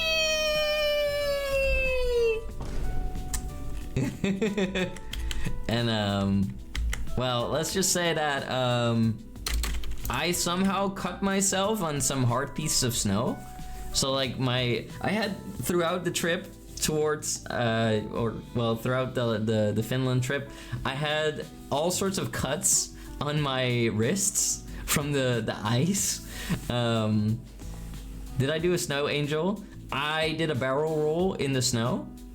I did a snow angel and a barrel roll because I was like, I landed on my stomach and then I did a quick snow angel on my stomach, then I flipped around on my back as if I was like a fish in a pan, and I did like a snow angel on my back, and then right between the horns, I'll put my horns somewhere. And then I did like a snow angel on my back, and then like the cold kicked in, and I was like, oh god, I gotta get up, I gotta go back. So I got up after like rubbing the snow on myself properly and just rolling around in it for a couple seconds. Then I quickly got up again, and I was like, okay, I gotta get out. My feet are so cold. And then I sprinted back in, and I was so cold.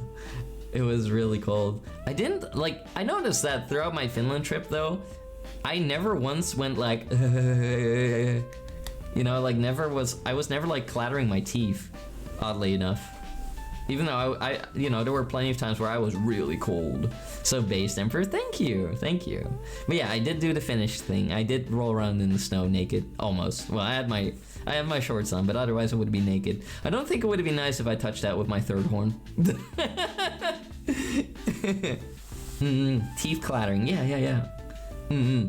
Snow can have ice on top. Yeah, and the ice was sharp. Yeah. Yeah, that's what I did. And the other times that I went in the sauna, it was harder to access the snow because sometimes we were in hotels and stuff, so it was not possible for me to go outside and roll around in the snow. It would take too long. There was one place with an ice bath, but at that point I was so tired, I was like, no, I think I will drown if I go in there. Yeah, I think my heart will give out. But yeah, early in the mornings at that same place, you could walk on the lake, and you could see how beautiful the snow would be glistening. Like, that was a real treat that we got to see throughout my trip in Finland, was that the snow was glistening as if some magic little creature sprinkled like glitter all over the place. It's kind of a phenomenon, I believe, that happens when the snow slightly melts but then freezes again. So then you get this beautiful effect. At least that's what I was told by my husky tour guide. Depends, in public saunas we usually wear something, but in private saunas we usually go in naked.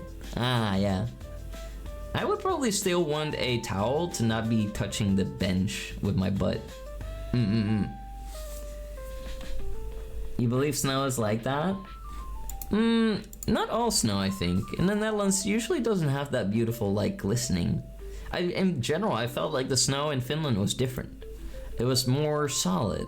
Here's another picture. You can just see all these, like, you know, trails of people that walk around here. Some people are walking their dogs on the lake. Some people are moving around with skis and stuff. It's really cool. I had a husky as my tour guide. No, I had a tour guide that worked with the huskies. Did husky sledding. It would be cool if I had a husky as a tour guide, though. It would go like, what? We usually have something between us and it would, because it will get really hot. Exactly. I couldn't imagine that being nice. Also, I tested out what would happen if I would land my ass in the snow to see what kind of impact crater I would create, and let's just say that I left quite some devastation. So imagine this would be your skull. Your head would be flatter than Squidward's. This is the impact crater. I thought it was just a funny science experiment. Hi Ducky, how you doing? Way to brag. What can I say, you know? We all have our talents. A snow butt print? Pretty much. I mean, you also see like the spots where I put my hands to pull myself up again. You're sick? Aw, get well soon, Ducky, sweetheart. I hope you recover quickly. Plus head crush? Yeah. And here is a comparison of my footprint with a bunny's. And as you can see, the little bunny hops on all fours around. And then you can see like my foot is like bigger than the, well, almost the entire bunny, I would say. Like that was a little baby bunny. Running around in the snow. It was so cool. Like nobody even noticed the tracks. I was like pointing it out. I was like, hey, look everyone, it's like a little bunny. Yeah, I thought it would be cute to like, you know, post a little comparison like that. You can see like little prints everywhere. Like that's a fascinating thing too about the snow. Like I really grew an appreciation for winter in Finland. And I would say, you know, like, well, I've only spent my time in Lapland, Sapmi. So I would say, you know, I learned to appreciate the cold there. I learned to appreciate snow there. Like, genuinely, it's freaking beautiful there. And, you know, I think I could easily live there if I had, like, a driver's license and a car. And money. Probably was a snow bunny. They have white fur and camouflage real well, too. Maybe. I'm not sure. I never caught one of the bunnies. Speaking about catching things, there was some kind of sicko going around Finland, drawing these ooh faces everywhere. Like, what kind of sicko would do that? Drawing that on other people's property, on their cars? Like, I saw this at least 3 to 4 times. Like, this is a wicked, evil deed. And honestly, if they catch whoever did that, they should throw him straight into jail. Like, that is wicked. That is evil. You? No, I would... Me? No. I would never. I could never do such a thing. It was you. No. No. I could never. That's too far. The fact that you're willing to accuse your emperor of that, sickening, honestly. But yeah. I don't know if they ever caught whoever was doing that, but it was sickening. It was sickening. I think I forgot to like put one thing in here. We went to like this really cool like fiesta, and we walked through the snow, and you know, there was this path, and it was meant for like these snow boots, you know, like where you tie these big tennis rackets onto your feet, I believe. It was meant for that, and it had all these steep hills and like rough terrain and all that. And we decided to like, you know, ascend it anyway without our gear. And although there was some tumbling and falling around here and there, in the end we made it uphill anyway. And there was this cool watchtower, and I stayed up there for quite a while. And it was there where my wet gloves froze because I got some snow on there, and you know, my gloves just kind of melted from the heat of my hands, but also froze because, you know, water freezes. Especially once I got up the tower, it was much colder there.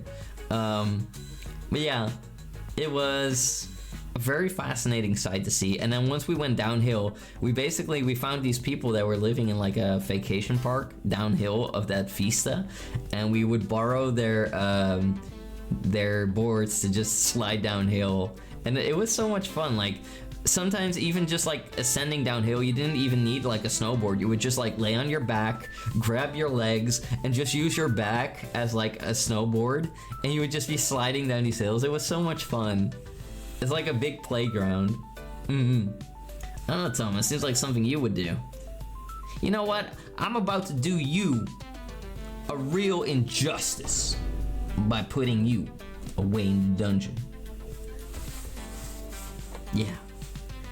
Hey, no one else would capture a perfect picture like that. I mean, that's just my photographic abilities, okay? I'm like, I could be a photographer, you know? How dare you accuse the Emperor? Exactly, I would never. Now, a little bit later, we hopped onto a bus and we went from one city to a lovely company that does husky rides. And the husky ride was definitely one of my highlights of the trip every move.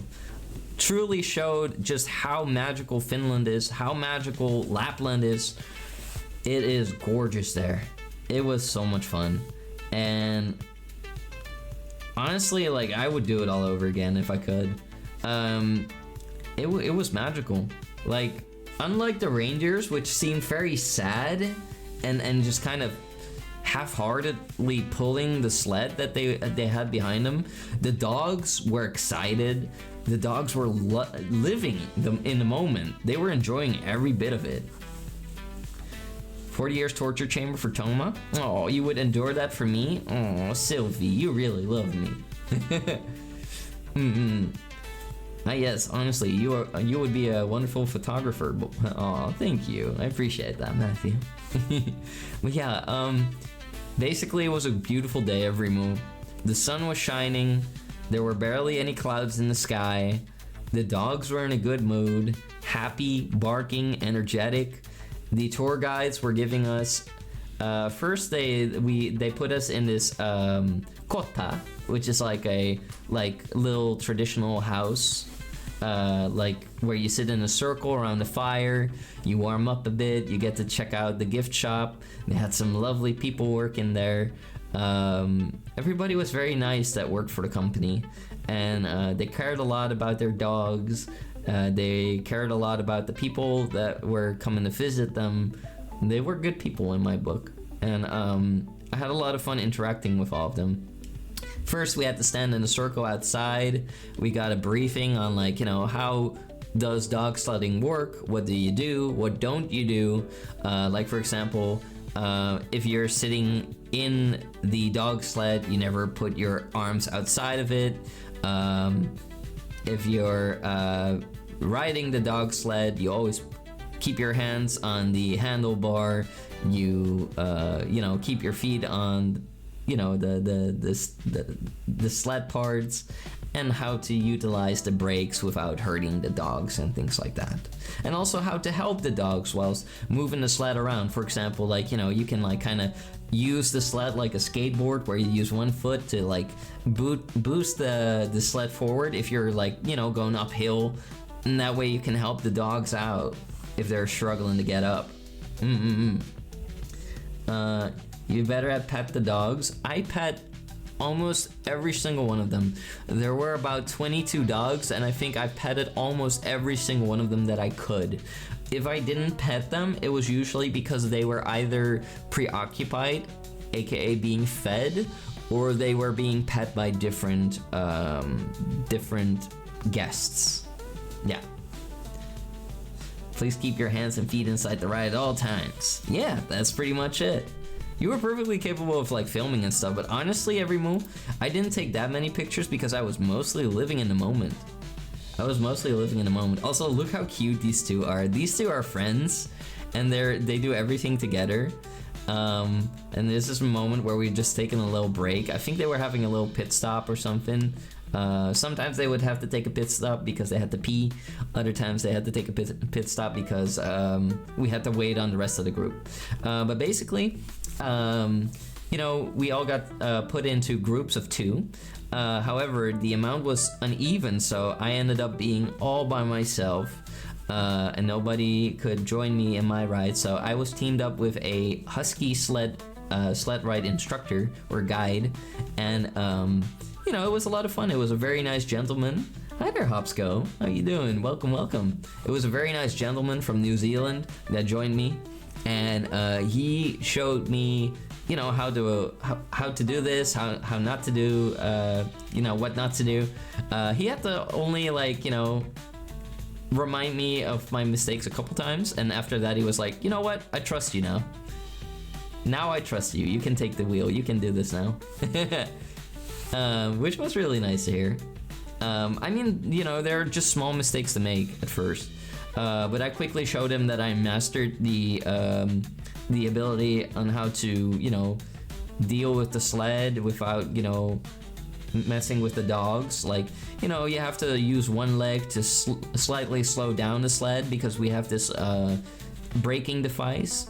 It's like a nail you slam into the ground that you stand on, and it will slow down the sled. If you use one foot, it slows down. If you use 2 feet, or like both your feet, it will stop the ride entirely. And you just gotta make sure that the dogs are doing okay, you know, that they're not limping, that they're not having any trouble. Like, what was most important was the health of the dogs. So we made sure that, you know, the dogs would never have any struggles or do anything silly like eating plastic. We had to stop at one point because one of them was eating plastic. But yeah, overall I would say, like, I had a nice time just riding around, watching the landscape, chatting with my New Zealand friend, and it was great. It was a good time, and he even invited me to come do some volunteer work if I ever want to come back. And honestly, it's very tempting. Was he hot? I'd say he was a good-looking man. But yeah, he invited me to, you know, do some volunteer work there. And it would be tempting to work with the dogs, and especially in that environment and stuff, but I don't know, Everimo. That would mean that... Hi there, Tag. Yeah, it's Lapland. I would say that, I don't know, I would struggle to leave all of you for a long time again. And like, I don't know, I wouldn't have my computer there with me. I wouldn't have money to keep the lights on for Fort Tengu if I were to volunteer there. So if I were to do volunteering, it wouldn't be for like a solid couple months like they would offer me. It would be much shorter if I were to consider it. So, you know, offers like that and stuff like that, like, I really appreciate it. And like, part of me could see me doing that, definitely. Like, I enjoyed working with these ladies. These ladies were very nice. They were very good girls. I definitely enjoyed riding around in the sled. I don't know if I would enjoy working with the tourists as much. Maybe. It depends if they're respectable, you know, respectful, or if they're, you know, listening to what we have to say. But did you get to fondle the dogs? Salad Man, I don't think fondles is the right word. I don't think that's the right word to choose there. I got to pet the dogs. Yes, yeah.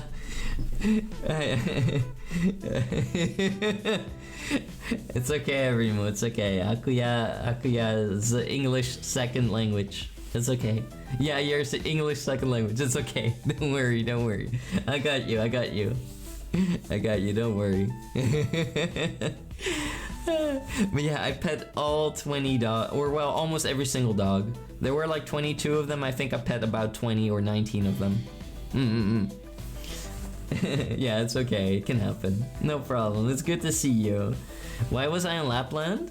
Why not? For fun, to see the world. I want to conquer the entire planet, so I have to see a lot of it, you know? Do some scouting, do some recon, learn about the people, learn about, you know, the planet Earth. And enjoy it. What about you? Oh, Doku, you're such a good puppy. You're such a good puppy. You could easily pull a sled. Yeah, and the food. But yeah, I had a lot of fun, and I made a little small compilation. I made a small little compilation of my Husky trip. It's very short, because honestly, Everimo, I was mostly enjoying the moment. I kind of forgot to like film a lot because I was just, busy enjoying the ride a lot and looking at the dogs and looking at the glistening snow, listening to the wind passing through my big floppus, feeling my hair flap in the wind, having a conversation. It was lovely. I felt like I was dreaming. I felt that peaceful. Wait a second, which part of Lapland are we talking about? Swedish, Finnish, and there's also Norwegian Lapland and Russian Lapland, actually. Actually. I was in Finnish Lapland. Big floppers in the wind. Yeah, floppa, floppa, floppa. Russian doesn't count. I think it's still Lapland. I think it counts if you ask the Sami. But yeah, I was happy to be in the Finnish Lapland. I always wanted to go to Finland. I mean, I would like to go to Norway and Sweden too. And I think that checking out the Murmansk region would be cool too. However, that would mostly be to, I'm not going to do that, but if I were to be there, I would probably want to go on like a North Pole like trip, but I'm not going to do that. It's too pricey. But I would if I could. But yeah, here we got a little compilation of here you can see like the sled. Here you can see the sled. You can see like, we got a little blanket that you can put over yourself. We got my Ushanka laying in there. Or that's not mine, I think. I'm not sure. I don't think that's mine. I'm not sure. And here we got a lot of the puppies. This one was really big. And its counterpart was like really small. And the small one was actually adopted. And it's really, really shy. Came from like a shelter. And people were like, oh, that will never be a sled dog. But she is actually really freaking good. Like, she's not a husky, but she's still a good sled dog. But all of them are husky adjacent. They're just not like the typical... they're not the typical like Malamute that you usually see, like the black and white huskies. Like, a lot of them are like a different breed, because these are actually good at running and enjoy running. The very like typical picture perfect like husky, even though these ladies are gorgeous, don't get me wrong, they're gorgeous, but the typical husky you see on pictures is actually not that happy with running or pulling the sled. These girls actually love it, but the other type of husky does not. These ladies are, created to do this. They enjoy it. It's in their blood, like how a border collie loves to herd animals, and I mean that in herding, as in herding a flock of sheep. These dogs love pulling sleds. And they will whine and complain if you don't let them. Listen to this. They're whining. They're upset because they can't pull the sled yet. They're impatient. And so here we got like very short compilation that I made. And you can just see how beautiful the landscape is. How the ladies are pulling the sled. Snowmobile in the front. Keeping an eye on everybody. Bows everywhere. And we got to pet them. Bah. But yeah, we got to pet them after the fact. We got to take pictures with them and cuddle them, and it was lovely. It's not 2014, idiot. Excuse you. Scrambly, you're banished to 2013. You're done for, buddy. How you doing, little Scrambly Wambly? Yippee! It will hurt your wallet. Yeah, it does. North Pole trip sounds nice. See the wall and circling the flat Earth. Yeah, selfie with the wall. Aren't breed standards pretty much only based on anatomy? No, it's also behavior. It's also about behavior. Because if they don't enjoy doing it, then there's no point. Because they will make your life hell. If they're excited about doing the work, then they will do the work. And they will be good at it. You get to be 25 again. Oh, Scrambly's so old. I'm gonna like grab your bones and like turn them into dust and then put it in a jar and keep you around forever. It feels like 2014 montage with the dog sledding. So true. I even got like the music and stuff. And the poor camera angles. I'm a terrible cameraman. But it was fun though. But yeah, that was a lot of fun. That was a lot of fun. And I put a little music under there. That it's a Finnish band called Shaman that I used to listen to. Nowadays they're known as Korpiklani. But I used to listen to that a lot, and I was always like, oh, it would be cool to to visit Finland and visit Lapland or Sapmi, and I ended up doing that, kind of by surprise, because I got invited to go there. I still had to pay for it, but I got invited. But it was worth it. Also, it feels like a 2014 montage with dog sledding. SMH. Jinx, hello, welcome in everyone. Welcome Raiders, welcome Jinxie, hello. Let's give a big old applause for the Jinxie. I held back. Welcome Red Hoodie, welcome Freezy, welcome Arctic, welcome Macy, welcome Jinx, hello. Put your hands where I can hold them. Oh, you want to hold hands? That's how people get pregnant! Don't do it. Don't do it. Well, welcome Jinxie. How was golf with your friends? Did you win? Were you good at golfing? Or did the friends become frenemies? How was it? And also, welcome here, everyone. Everyone, make sure you give Jinx a follow. Make sure to do that. Jinx is lovely, cute, adorable doggy. Very bow, very cute. And for those who are new here, my name is Toma Tengu. I'm the Emperor of Oliver, a Tengurian bull here to conquer all of you one heart at a time. And today, I am telling everybody about my trip to Lapland, and I was just showing them like a little compilation of, you know, my husky sled rides with these lovely husky ladies that were doing a great job at pulling the sleds. They were very lovely, and their caretakers were very lovely. It was a nice balance, and I had such a good like vibe with everybody. I had such a good like I don't know, I got along with everybody so well, and they enjoyed seeing me like you know, interact with the dogs. They were like offering me to have an internship with them, so maybe at some point I might consider it, but who knows, we shall see.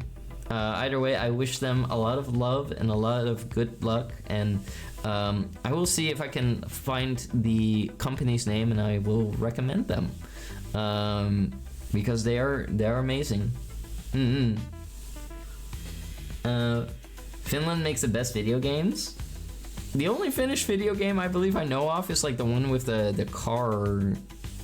It has a car and it has drinking. I don't remember what it was called. Yay, preggers? No! Pregnancy time? No!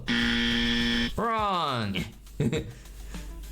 You did win because you're the best? Good job, Jinx. Well done, well done. But yeah, Remo, I am a variety streamer. I've been streaming for almost 4 years. I stream like 5 to 6 times a week, every week. And I am Mumu. I'm Toma. And I'm here to conquer you. No.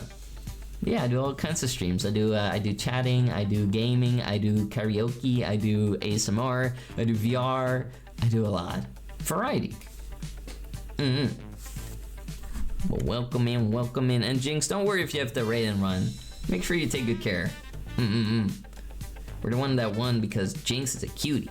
If Calder was here, he would be back to differ. He was here earlier, before the crash, and he was pretending to be pregnant.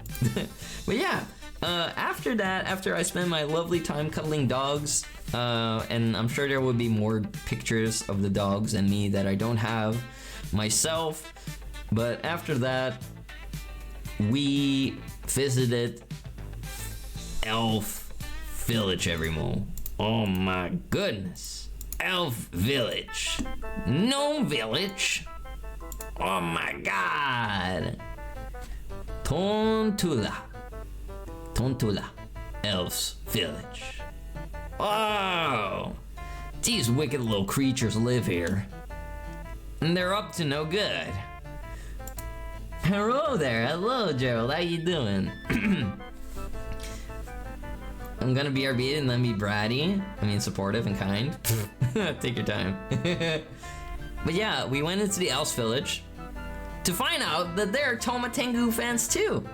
They're Tengies. There's Tengies in the Elf Village. Look at that. They're just chilling.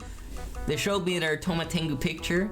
They were like, oh my god, it's the Emperor himself coming to visit us. We represent the Lollipop Guild. And they start to dance and sing, and I was like, oh god, make it stop. You know, they were nice little silly goobers, and yeah, they were just chilling. They were just chilling. But yeah, the Elves Village was cool. It was full of like little houses with little elf items on display. Very Christmassy, very elfy. Lots of snow, beautiful skies, all around great time. And then I went indoors. They had this lovely place with a fireplace, burning wood. It was super warm in there. We were like wearing many layers, so we came in there, we were burning alive. You know, I made sure to like try out some Finnish food, so I got like this pastry with like cream inside, because I just went up to like the lady at the cash register. I was like, what's your favorite snack here? And she was dead honest. She was just saying like, hey, I like this one and this one, but I don't like this one. And I was like, okay, that's good. And then I just tried out this. Yeah, so it was expensive, but it was delicious. It was filled with cream and also filled with jam, and it was very lovely and nice. I do feel like Finland made my body a little chunkier, because there were a lot of sweets that I tried. And I definitely ate quite a bit to stay warm. They're Telvies. True, Gerald. True. I'm good, just removing some stickers from my models. How are you? I'm doing great, Gerald. Thank you for asking. Is that a whoopie pie? Hi there, Raph. I don't know what a whoopie pie is. This, I don't know, it had some difficult Finnish name that I couldn't remember. But it was delicious, though. It was filled with jam and cream. And it was perfect. I'm sorry, I'm not really being active. I'm trying to reset up my OBS and stream and stuff, and it's not really going well. It's okay, Pleemy Weemy. Don't worry about it, sweetheart. It's okay. You can come and go if you please. It's totally fine. I don't expect people to be here 24/7. It's not possible. Those expectations are insane. But I'm happy whenever one of you can be here, stop by, or lurk. And if you ever come to lurk here, don't be afraid, everyone. I will let you lurk in peace. I don't see a list of lurkers, unlike some streamers. I respect lurkers, so I don't want to know if you're lurking. I will not be checking. That will be on your own, you know, that will be your own choice. It will be up to you whether you want to make sure that I know that you're here or not. Yeah. Other than that, I will let you sit there and lurk in peace. You sure did have a sweet tooth, my lord. I did when I was there, yeah. The grandmas will make you chubby. Oh, I bet. Come and go is Toma's signature move, after all. That's not true! I cuddle sometimes. I mean, what? Yes, that's it! Lasky Aispula.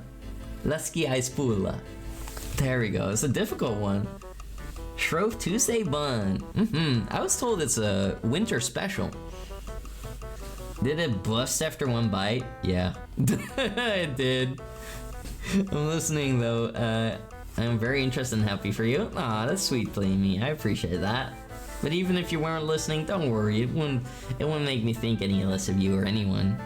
I'd totally be understanding of it, sweetheart. So never worry. That's the #1 rule of my streams. Don't worry. Bussin'. It was a masochist. Yeah, I just put my teeth on it and it just exploded all over. I was like, wow. I barely even took a bite out of you. It just went... Alright, and then of course, you know, the Elf Village also had a small little ramp, and of course, I had to use that. Yeah, buddy. Woo! Woo! Let's do that one more time. Woo! Yeah, buddy. I was getting my butt slammed onto the solid frozen ground with like a little plastic snow, like a little plastic sled under me. I was getting bonked onto the ground, like boom, boom, boom, boom. It was like, oh well, I'm having fun, but like this actually hurts. This actually kind of hurts. Well pronounced, Kitos. I like Finnish. It's a cool language. Should have. I always like listening to the band Ruoska. Like Finnish music sounds powerful, especially metal music. Vaikka kesko raivoissaan, ei muudu lenkimi loikaan, ei koskaan katkeamaan ja saa.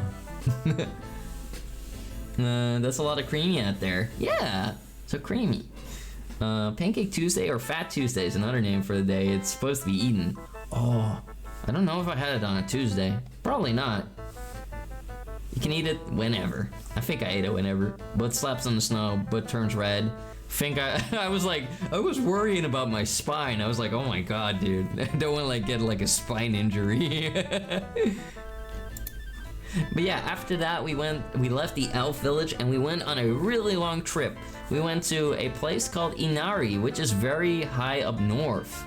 Inari is like very close to Norway, I would say. We went up even higher than Inari at some point, but we definitely made a pit stop there. And during that, we saw this creature, a dubious little creature. Oh, this is no good. It was a moose. There's a moose on the that's a reindeer. But it's fun to say there's a moose on the loose. Meat. Nom, nom, nom, nom, nom, nom. Yeah, I ate that one. No, we did not eat that one. But it was fun to see. Like, I gotta say, Remove, that overall wildlife was hard to spot. It was hard to spot wildlife in Lapland. I guess, you know, like Lapland is so big, it's like, why would they be near the road? Because the road is noisy. So usually they would kind of steer clear of the road. I did not see any moose. I have seen, this was the third wild reindeer that I've seen. I saw one in a forest that I was hiking through. It was a golden blonde one, very beautiful, that I spotted. My human family barely spotted it, only one of them did, after I pointed it out like 10 times. And I wanted to sneak up on it, get closer, but it sadly disappeared in the foliage. But we saw this one next to the road, and we've seen another one with like a necklace walking past the road. And the strange thing about the reindeer was that they were always alone. They were always by themselves, just wandering around. Very odd. What is also interesting is that almost every single reindeer in Lapland has been claimed and tagged. Like, the Sami are very serious about that. Like, reindeer is a way of life. And if the reindeer's in their area, they will get to choose which ones they will want to keep and which ones they give to other Sami for their herds. But yeah, they're very serious about that. It's a very interesting, fascinating lifestyle. In general, I find the Sami very fascinating. As I feel the same way about well, the other people that live around there, whether just, you know, from southern Finland or elsewhere, Karelians, doesn't matter. I'm very fascinated by all the people there. It's also not something that you know, read about all too commonly. But yeah, seeing a reindeer was beautiful. I've seen reindeer, I've seen wild squirrels, I've seen a fox, and some birds like the hooded crow. But I would say overall it was very rare to see wildlife. Understandably so. I guess it might be a little hard to find food some places. Although these little guys can eat these things that grow from trees and rocks called lichen. I've also eaten the lichen from the rocks, and it's very tasty. I like it. Some restaurants apparently serve it. I like to eat it. Tastes nice. That's not a moose. They look a little more browner. Oh yeah, moose are way bigger. Even without the horns, they're way bigger. They would trample you. Reindeer are pretty nice when they're not in heat, actually. If they're in heat, then it would be very dangerous. Yeah. They would gore me with their horns. Or try to. I have horns too, so I would clash my horns. They can get nice payments from the government if their reindeer are killed in a car accident. True. They can also get payments from the government if they can prove that their reindeer is being killed by a wolf. Because wolf will sometimes cross the border from Russia into Finland. And if that is the case, then usually the reindeer herders are aware and know that their reindeer are being killed by wolves, so they can then get a payment check if they can prove it. Unfortunately, you weren't able to save the Karelians. Nah, it's, you know. Hi Ivy, sweetheart. How are you doing? Did you see a fellow bull too? No. I have not seen any bulls. Or well, they might call some of their male reindeers bulls. I'm not sure. I'm not sure. But I have not seen any, like, you know, certainly no Tangurians, but also no bovines. Welcome back, baby Bow Bow Baba Booey the Third. How you doing? Don't throw stuff at me because I will throw you in the snow. And then you'll be disappearing for a while. You'll be like, where am I? But yeah, after a long trip every move, we made it finally to our resting place. That sounds like I'm dying. No, that's just a spot where we would stop for, you know, the night and stay. And we got into a cozy cabin. It was in a place called Inari, which is quite the coincidence considering one of my friends is called Inari! Which was lovely. Inari was a very cool place.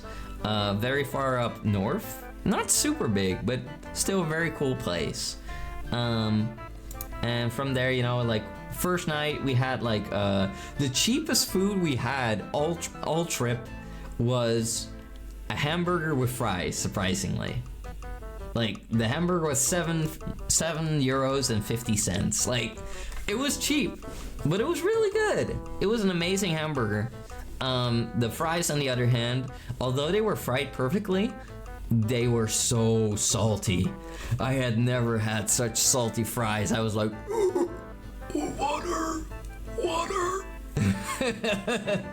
They were so freaking salty every move. It was crazy. Not my name. I'm sorry, your name is the bratty, belligerent, Baba Booey, Bow Bow Baby, Bongo, Bingus the Third. Sorry, I'll get it right next time. You mean Baby Bow Bow Baba Bunga Bengies the Fourth? Oh yeah, I'm sorry. Inari is also Nami Sushi. Inariyarvi is the largest lake in Lapland, I believe. Ooh, that explains why their coat of arms is a fish with antlers. Hamburger with sesame seeds. Too much salt results to dryness. Yeah. But it was still a really good burger though, and I had a nice salad with it. And that same night, Everymo, we were graced with the Northern Lights. Now this was early on in the night. The Northern Lights was kind of like a faint glow in the distance. And it was a little bit hard to, you know, actually, you know, capture it properly. So I had to pose really, you know, without moving for like 10 seconds. We had to use a night mode on a camera to try to capture it. And the people that were also like staying on this property were being very annoying, and they were keeping the lights on. So like, you know, it was messing with the picture, it was making, you know, it was creating like light pollution. It sucked. But you know, that was like, you know, my one picture with the Northern Lights. But that doesn't mean that there weren't any other pictures taken of the Northern Lights, because luckily some of my human family members, they woke me up. Also, enough with the freaking Gnome Village music. There we go. Let's do this one. But yeah, we got to see the Northern Lights during a solar storm every move, and that was absolutely gorgeous. Also, welcome back, Rosie. Borgar. Bernsey Borgar. I can't believe this. Chat, you shouldn't encourage him. I'm leaving. No, you're staying. You're the most brattiest and evil pupper. Whoa. Saw the Northern Light in one of my first exercises in southern Finland. Whoa, that's cool. I got to see it here in Inari, and it was gorgeous. But as I was awoken in the middle of the night by my human mom standing at the end of my bed in full winter gear, being like, Toma, wake up. Toma, wake up. Wake up. Wake up. Wake up. I was like, what? Whoa, whoa, whoa. And then she was like, there's a solar storm. You should go out now. And I was like, okay. So I quickly got out, and I couldn't tidy myself up. I just grabbed whatever I could. I looked like a mess. But I went out there, and I was greeted by some of the most amazing freaking northern lights that I could have ever seen. Like, it was a show. It was like an entity was dancing in the sky. Like, it was like going from the left side of the skyline all the way to the right side, and then like splitting in the middle and then conjoining in the middle. It was gorgeous. It was absolutely gorgeous. And like sometimes a ball of light would like just create itself out of thin air and then spread all over the freaking sky as if we were just in like this little dome. It was beautiful. No, I'm leaving. You can't make me leave. I can't make you leave. Good. You're staying forever. Wake up, wake up. But yeah, this was absolutely gorgeous, everyone. It was breathtaking to just look at and see all that with my human family. We that was one of our goals, to see the Northern Lights, and we saw it so brightly. It just appeared for us. Just like that, right above us. We didn't even have to go out to find it. It came to us. And at that moment, I really understood why the Vikings would describe the North as a place of strong magic. Because the place really is magical. There is a certain aura, or a certain, like, you know, feeling that comes with the high North that I haven't felt anywhere else on the planet Earth yet. There's something about it. There really is something about it. It feels free, it feels magical, it feels really gorgeous. Why is it, why green? Chernobyl go off again? No, Tengi farted. Tengi farted. Hi, Freezy. But yeah, it was truly an amazing experience to see. And we got very lucky. I've spoken to people in that Snowman World bar. They were leaving, and they had already spent a week in Finland, and they had not seen any freaking Northern Lights. And no company wanted to take them for a ride because they couldn't guarantee them Northern Lights. So, you know, we got lucky. We got really lucky. It is really, really quiet up there as well. It's so quiet. It's so quiet. The snow deafens everything, but in general, there's just not a lot around, you know? It's just a really quiet, beautiful place. It's just you and nothingness. Even my garbage camera could pick up on the Northern Lights. They were that bright. And like my camera's not that far away from like how you see it in real life. Like, this is how it would look. Like, it would be really greenish and have these really light green spots. It was absolutely gorgeous.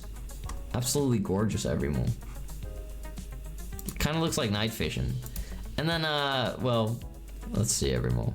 Soon thereafter, the day after that, we went to the Sami Museum of Inari, because Inari has a very notable Sami population. And there I got to see some really cool things. Like, for example, this is a Sami shaman drum.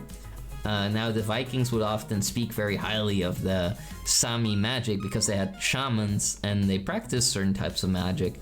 But, you know, the Sami drums, the original ones that are very old, a lot of them were sadly destroyed by people who had, you know, different beliefs in the past that thought that, you know, practicing this kind of magic was wrong. But luckily, there were still pieces of history that were preserved by the Sami people. And also by other people who saw the value in it. And it's really cool to see their artifacts and their culture. And like, you know, usually these types of things tell stories of their people and what they've gone through, kind of like hieroglyphs. It's very cool. And I really enjoyed watching everything in the Sami Museum. And they didn't just have things about culture. Yeah, at least some of the drones were saved. They also had things about the local wildlife. Like, for example, here you see a bear. This is what a bear would look like in its den. Because Finland does have bears, although they are quite rare. One of my friends from southern Finland actually has bear sightings in the area recently. So that's quite something. Obviously, bears are pretty scary and ruthless. But they are fascinating creatures at the same time. Meow. Hi, Tina. How you doing, sweetheart? We're talking about Finland and bears. A grizzly bear. I'm not sure if it's a grizzly, but sure, it certainly is a brown bear. And then, of course, you know, there were more like prehistoric artifacts and Sami artifacts that have been found around Inari and other places. All things from pottery to like, you know, knives and spearheads, tools, and really detailed jewelry that's like, you know, from the Viking Age or before, like that they made themselves. Like, they were real craftsmen. Really fascinating. You just got home, you want to hibernate? Aww. How am I doing? I'm doing well, Tina, sweetie. Thank you for asking. I have a little bit of cramp in my back from working out. And I was struggling a little bit with my health yesterday. I just wanted to collapse all the time yesterday, and I was wobbling on my feet. But I'm doing better now. Thank you for asking. I hope you're doing good, Tina. You want to hibernate, so I assume that you're doing pretty sleepy. Eat the pain, problem solved. If I can tear out the pain and consume it, sure. And here we have like a bear paw everywhere. Like, this is a real bear's paw, and you can just see how big the nails are. Like, this would leave some gashes everywhere. Like, look at that. Like, Macy, pull up a picture of a bear. Like, this is crazy. These nails, if they hit you with the strength that a bear has, oh my god, that would be all sorts of bad. At least I'm better than yesterday. I'm a lot better. I almost fell asleep 5 times while getting my hair dried by my friend. Oh, poor EP baby. You would numb this? Do not. That's a bear's paw. Pull up a picture of a bear. What kind? The bear kind. The animal. Yeah. You would be knocked out. I think maybe, or you would bleed out. Also, the Sami had a very fascinating way to claim their land. They would like make these inscriptions on wooden logs and rocks and things with their sigils to show people like, this is my area you're entering right now, and these are my deer, and you need to you know, take that in consideration. But overall, the Sami were pretty peaceful people. And they had very fascinating lifestyles. Also very cool clothing. Look at that. Made out of fur completely. Really fascinating. Also really cool sleds. I really love like seeing these artifacts. They even have like authentic houses. I believe these were built by Sami people after World War II. So they're a little bit more modern, but they're still really cool and fascinating to see. Obviously, you know, no running water, no electricity, but still very cool. Cool beds, cool chests, cool windows. Very fascinating to see. You want to numb all the thingies? I mean, you're like a baby that wants to put everything in their mouth. Both can be animalistic. Hey yo. And also they had like this cool teepee. Now I'm not sure what that was for, but there was this like pit in the middle where you could like build a fire. So I guess this is what, like, you know, they would have sit in if they were on the move or something like that, if they just wanted to make a quick makeshift like tent. And well, I would say that it was quite effective at keeping the snow out, surprisingly, because none of it really got in there for the most part. Maybe like a little bit of dust, but mostly nothing. Then we visit a watch post, a watchtower, goes up really high, and you do get to, you know, you get rewarded with some beautiful views. So to get up here, I love you. You mean the tent made out of sticks? Maybe. I'm not sure what they were called. There wasn't a sign, I believe, to tell me. But yeah, over here we had like a watchtower. To get up there, we had to like climb up a really steep hill, and like we really had to like climb on all fours and help each other up. I would like grab this tree branch and stick out my leg so that other people could grab my leg and pull themselves up, and we would finally get up there. And the view was absolutely gorgeous once we got up. It was really nice. You could see like all the mountains and like the endless freaking like snowlands. Like, oh my god, Finland is so big, so freaking big. It's basically to shield from the wind. They're common on hiking trails. Oh, shield the fire. Oh, lovely. Too many words, gonna go lurk, probably hibernate and forget to turn my phone off. Good night, Stinko Man Stinkers. Good night, baby Tina. Sleep tight.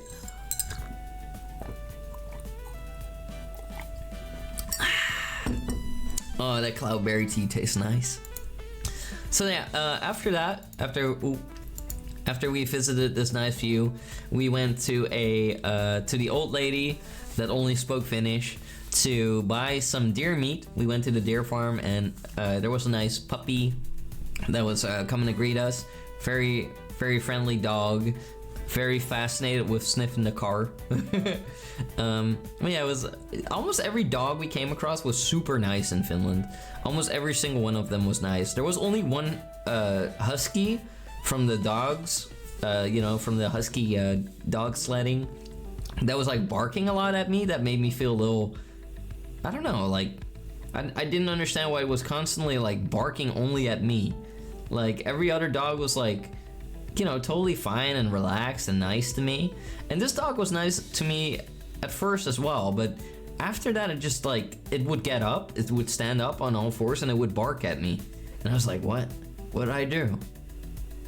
I thought like maybe it's mad because I'm petting every single dog or something, or maybe it smelled a dog on me that it didn't like. But that was weird. Long sniffer. My friend counted how many times I said huh between 14 and 22. I said about 158 times. Wow. That's a lot. But yeah, after I bought some reindeer jerky and after I bought some reindeer jerky and my human dad bought some reindeer meat, we left these nice people and we went to a different type of reindeer farm where they also keep reindeer, and they do sell them for meat sometimes too, but they also teach people about reindeers and what life is like for people who hold reindeer. So this was like a Sami reindeer farm, or well, one of the owners was Sami, and they showed their practices of like how to keep reindeer, and I finally got to pet a reindeer because there was this one curious little reindeer that was constantly coming to the fence, and this was Reipu, who I believe was her name, and she was very social. She would constantly come up for pets, and it wasn't long before I patted my first reindeer. And at first I was very cautious and slow, but little did I know that reindeer cannot even bite. They cannot even bite. But yeah, we were quickly greeted on the property by this little Bow Bow. This adorable little dog came running at us, and it was completely excited and happy to be pet by every single person that came across it. So this little Bow Bow was living its best life, being spoiled and pampered by everyone. It was a really adorable dog. Yeah, she was a good girl. Also a very sweet dog. Again. And they also had a horse, and I got to pet the horsey, although the horse was really intent on eating things, so it constantly wanted to eat my clothes, and it kind of tried to like nibble on my hand, and it tried to nibble on anything because it was hungry, and it would also constantly motion with its paws. Like it would literally like lift up one leg to try the motion, like a circular motion, and it would imply that it was hungry with that it wanted food. Oh, is that my little submissive fox, Safi? Hello, how you doing, Safi? How you doing? How's the bratty subby fox? Oh, hi, pretty girl. Hi. Come to see your master, huh? Hi. No one can get me contained or to submit. I have pictures of you wearing a collar. You know what? You can bring your collar to TwitchCon. I'll put it on your neck and like walk you around if you want it so badly. Yeah. But yeah, this was a lovely horsey. You wish. Don't have to. But yeah, this was a lovely horse, everyone. I got to give it some pats. Sadly, I didn't get a picture of me patting it, because I kind of want to have like a collection of me petting animals as like a book. And this is like a male reindeer that I got to give some lichen. So the male reindeer, it shed its horns, because the horns of the reindeer can just fall off. This reindeer was not so caring for pats, everyone. This reindeer was all about eating food. It wanted food. It just knows that people means food, and it wanted food. And well, this food in particular was this delicious lichen, and I ate some of it myself, and it's really a unique taste. Lichen is like this stuff that grows on rocks. I'm gonna put on some different music. This is too much for me. Here we go. Let's do this. No.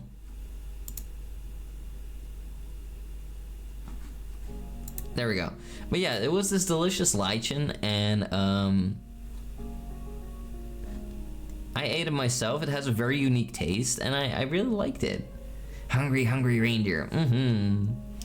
I just made NVC unsafe. I'll get you at TwitchCon. Oh, if you got some stories to tell, we should definitely catch up, Safi. I would gladly hear what went down at NVC.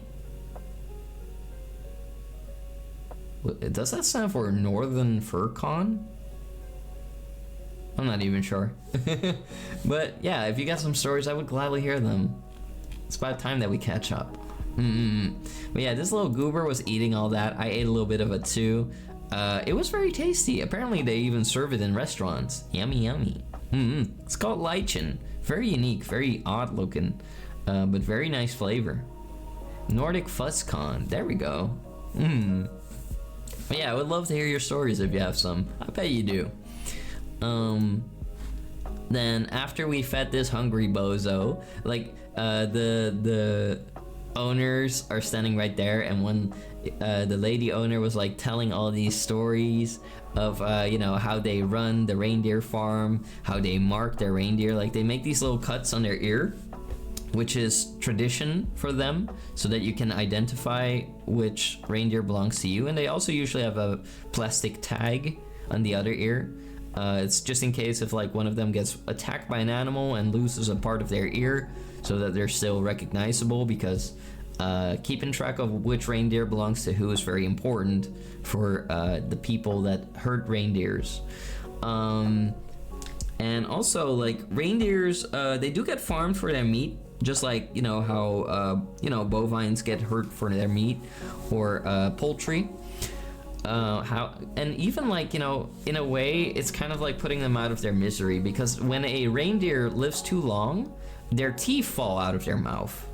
And that means that they can barely eat anymore, so that would mean that they would die a slow, painful, starving death. So it's kind of messed up. Like, there's no winning for reindeer. It's like, you know, you live your life as a reindeer.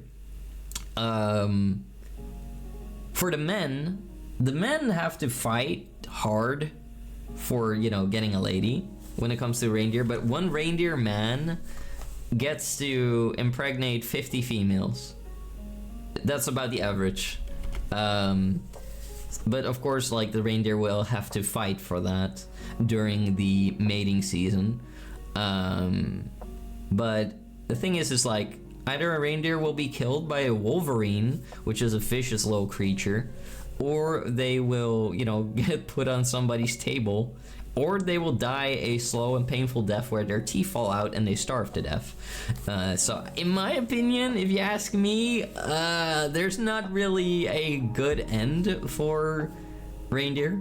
So I guess, I don't know, maybe them ending up as a hamburger, getting a swift end to their existence is maybe the least horrible thing that could happen to them, because if you've seen what a wolverine is and what a wolverine can do every move, those creatures are evil.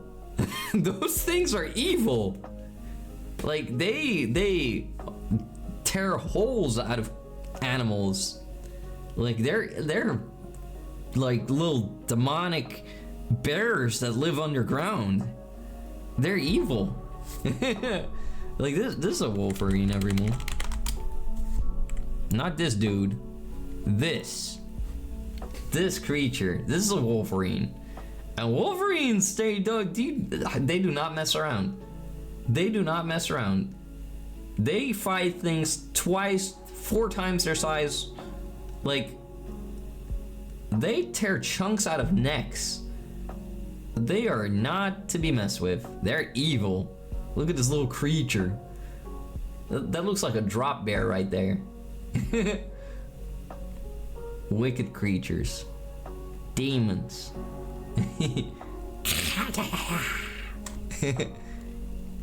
Evil. Let's see, where were we? There we were. They're fishes and dangerous. Also, Slomy, hello. I hope you're doing well, sweetheart. It's good to see you. Don't post roaches in my chat.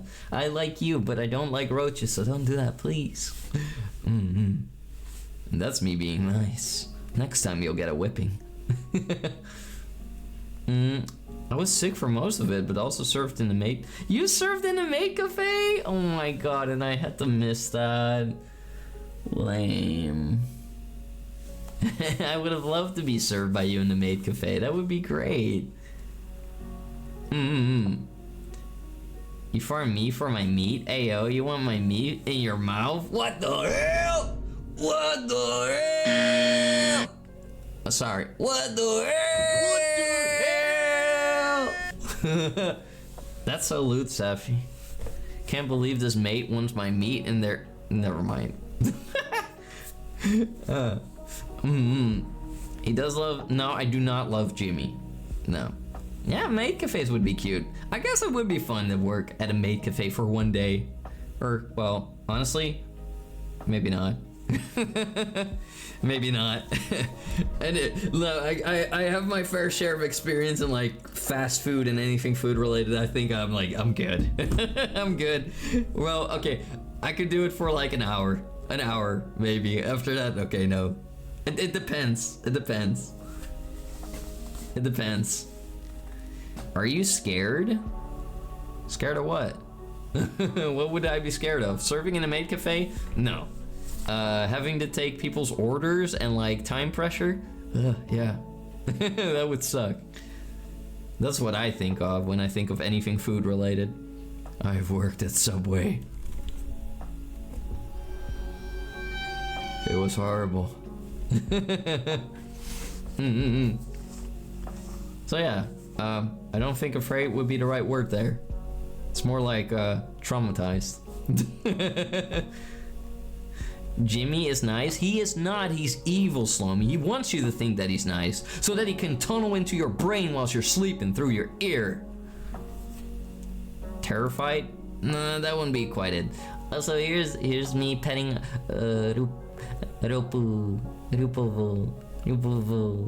Rupovo was such a sweetheart. She like went up with her, she like lifted her face up in the air and like tilted so I could like scratch her chin. She was so cute.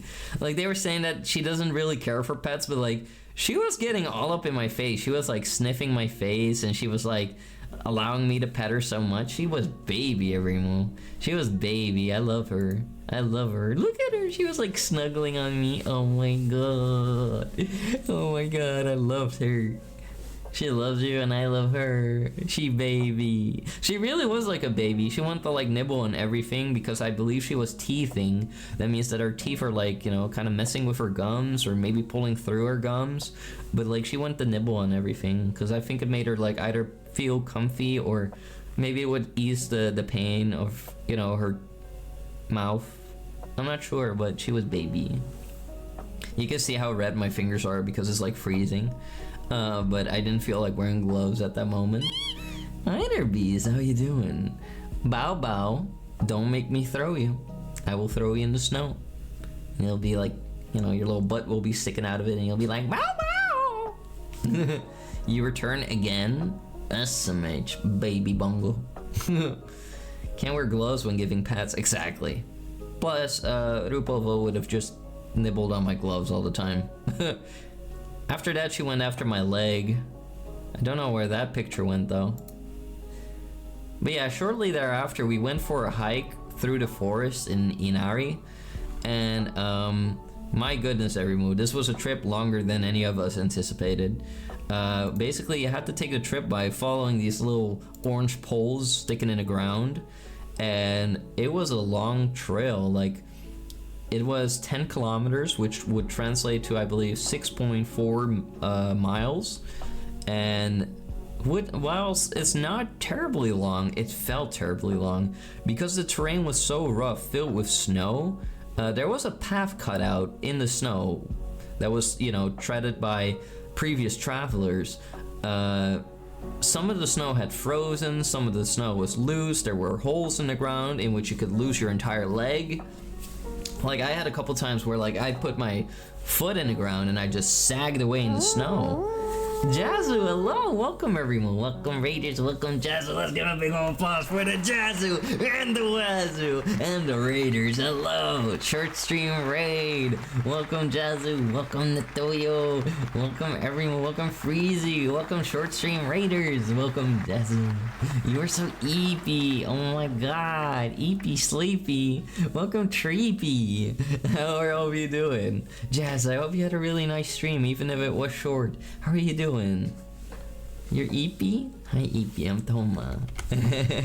I'm telling everyone a bit about my Lapland journey. The Wazoo himself. Speaking about Wazoo, I had to think of Wazoo quite a couple times throughout my trip.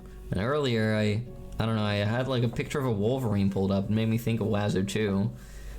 You're just super sleepy? Oh, I'm sleepy too, Jazz. I'm sleepy too. Yesterday I was so sleepy I couldn't even stand on my legs. I was like wobbling in the street. I was wobbling in the shower. I was just wobbling everywhere and I was like, oh, I can't do this. I can't stream. I need to go to bed. I was feeling miserable from it. And I slept for 11 hours after that. And even now I'm still sleepy. I don't know what's going on. Maybe I caught the eepy sleepy disease. I don't know. I don't hope so. But I'm still sleepy. But good enough to be streaming right now. You'll be raiding and bouncing. Oh, it's okay, sweetheart. Make sure you get some eepy sleepy. Love you, Jazzu. Take good care of yourself. Good night. Good night. Night night. Every move, make sure you give Jazzu a follow if you haven't yet. And here, let's give him a big one. Give him a big one so you can follow him more easily. But if you want to follow a really cute boy, make sure you check out Prince Jazzu every move. Variety streamer, absolute through and through sweetheart. Love that little guy that happens to be taller than I am. He's a real sweetheart. Make sure you check him out.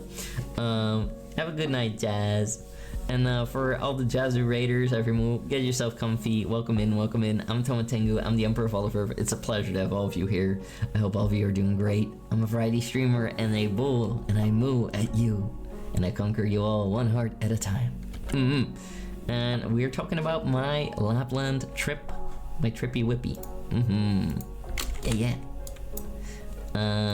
There we go. Jazzu's the bestest boy. Yeah, he's a cutie. Alright, so we were going on a walk that ended up being like 10 kilometers to, well, I would say 6 6.4 miles. You know, it was treacherous. You know, the path was really rough.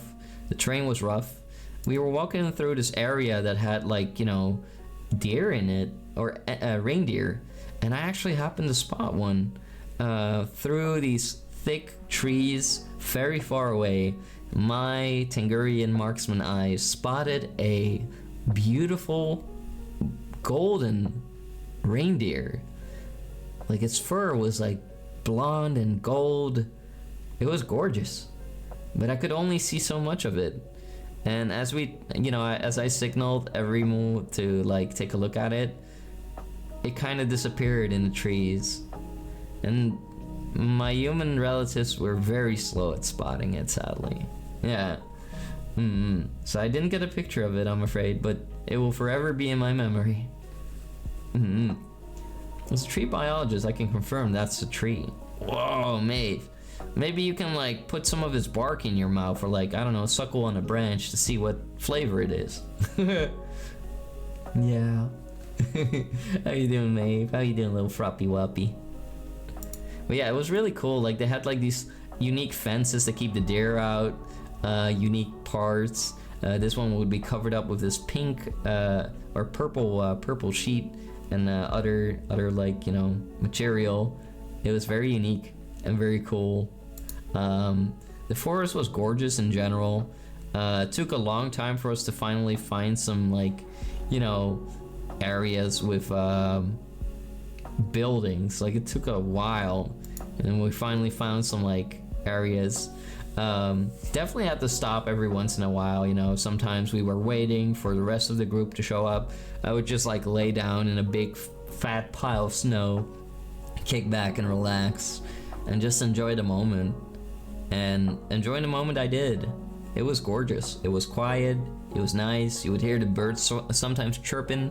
Definitely birds that I'd never heard before in my life. How about you stick these nuts in your mouth and tell me the flavor? I don't think that would be possible, considering there's nothing there, Maeve. Like, you can't ask me to put something in my mouth that isn't there. That would be like, hey Toma, how does the air taste? You know, like, I don't know, like nothing, because there's nothing. Inner balls? You have inner balls? I mean, well, I mean, you know, I'm not judging, I'm just surprised, that's all. What do I know? Why would you say that? But after a long walk every moon, we finally made it to our destination. An old church, standing in the middle of nowhere after 10 kilometers. And this old abandoned church, also known as like the Wild Church, I believe, stands there in quite a good condition, still frequently visited by people. However, you could see in the tracks that the further you got away from civilization and the closer you got to this church, which was a whopping 10-kilometer walk, the less people treaded the path. A lot of people gave up somewhere at some point, thinking that they wouldn't make it. But we did, and we made it to the church just before nightfall. Because it gets dark quickly, and indoors it really looked like something straight out of Resident Evil Village.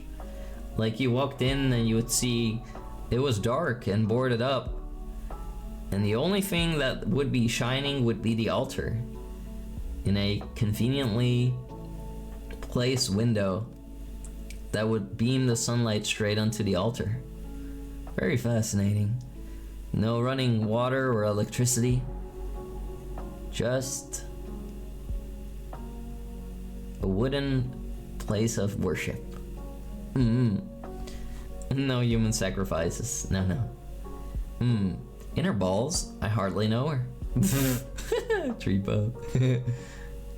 But yeah, it was a very pretty place, and very, very unique. I never seen a church like that. Imagine reading on the altar, you would get blinded. Yeah. Well, I think maybe for that they have like that. I think the preacher would actually stand up there and not down there. I'm not sure. Maybe. Or they get to wear shades indoors. I don't know. So let's do a little stretch. My arms are so sore from lifting every move. The prices of being swollen, lol. Oh, my back is so sore. Hi, Ace. How you doing, sweetheart? Oh. Oh my god. There we go. That's much better. Jeez, everything hurts. Everything hurts. My muscles. I haven't seen one of those since 1947. Oh, you're pretty old, Maeve. I think you'd stand on the elevator thing. You sit out in Kingdom Come Deliverance. Oh yeah. Tired, I want to go home. I have 6 more hours of work. Oh, poor Bambi. Stay strong. You'll be home before you know it. Hang in there. He sets his Bible on it? Oh, I see. But yeah, on the way back every morning we were a little bit worried. The sun was going down, and we were worried whether we would make it back in time or not. Luckily, a lot of my human family was pretty well prepared. They even brought like walkie-talkies, and which was, you know, partially I thought it was a little bit silly, but in the end it was actually pretty helpful and practical. And we had like you know, lamps and stuff, and you know, also phones that we could use to navigate our way back, because you know, the way back was just like you would see like a little orange pole standing in the ground in the middle of the snow, and you'd have to, you know, make sure that you followed the trail quite well as not to get lost, because it would be pretty easy to get lost there. It was a long walk back. Still a whopping 10 kilometers back again, so in total 20 kilometers of walking, or 12 or 13 miles of walking back, or back and forth in total. So that's a lot. Cut my thumb with a box cutter and then my middle finger with cardboard. Oh, you want a kissy on the boo-boo? Come here. There you go. And that should heal quite well now. You'd get so lost. Well, that's why you would be equipped with a walkie-talkie, and people would keep an eye on you. Breaker Niter, this is Bullmaster. Do you copy? Over. Roger, Roger. Here's Bullmaster. Bangy Bongo. What is your status? Over. We got a Kotangi. We got a Kotangi. But yeah, we made it back after a long walk, and of course every move, what is Lapland without a lap? So there you have it. You get to put yourself on my lap. Get on there. You made it every move. You made it to Lapland. Yippee! Yippee! Actual thick laps. After a long day of walking, you get rewarded with laps. Yeah, that's what I would wear underneath my ski pants. So I was always like, at all times I was pretty warm. Like for love. Come up a Bengal. I'm lost in the woods, but there's a cute deer over there. Ah, that's a bear, not a dare. And then Bao Bao gets mauled. Legs. Yeah, those are my thighs. Welcome to Lapland. Don't cover your eyes. You won't be able to see the lap. Well, yeah, you made it there. Yippee! That's not how I sound. You sound like, Baby Baba. Oh, more laps. Oh my god, laps for days. Thigh pat. Silly bangies. But yeah, I thought I'd throw a little reward in there for all of you. For sitting through all those pictures. Actually, I don't think we're gonna be able to play Resident Evil today. But that's okay. I need to have some time to, you know, talk all this through. You know what, I'll change the stream title.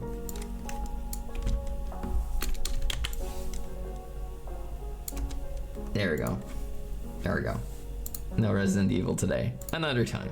But yeah, after that every move, we did some driving again. We made it to another another sleeping place. We got to this really cool hotel in this snowy resort, and it was cool every move. Like everything on the inside was made of wood logs. It looked so fancy, very cabin-like, very cool. Really good sauna in there too. Not the type of sauna where you would be able to run out and roll around in the snow, which would have been nice, but well, actually, maybe I would have been able to climb through the window if I really wanted to. That would be freaky though, for the people outside. Like they see like this half-naked bull crawling out of this window, rolling in the snow for a couple seconds, screaming, then crawling back into the window. Cause that's like at like it's basically like a basement that you're sleeping in. It's very fascinating. You're not a baby or a bow bow? Sorry, you're a bow bow baby.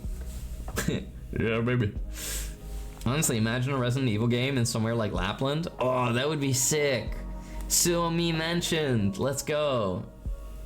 Like they should mention Finland. Yes. Torile Tavatan. A log cabin. Just like the cabin in the woods. Freaky Toma. I wasn't worried about it. But yeah, this sauna was much more bearable. I had a good sweat in there. Really sweaty. At some point it's like I can't tell whether, I'm sweating this badly or if it was from like the shower I took in between. Cause like, first I got in there, started sweating really heavily, you sweat out all the bad stuff.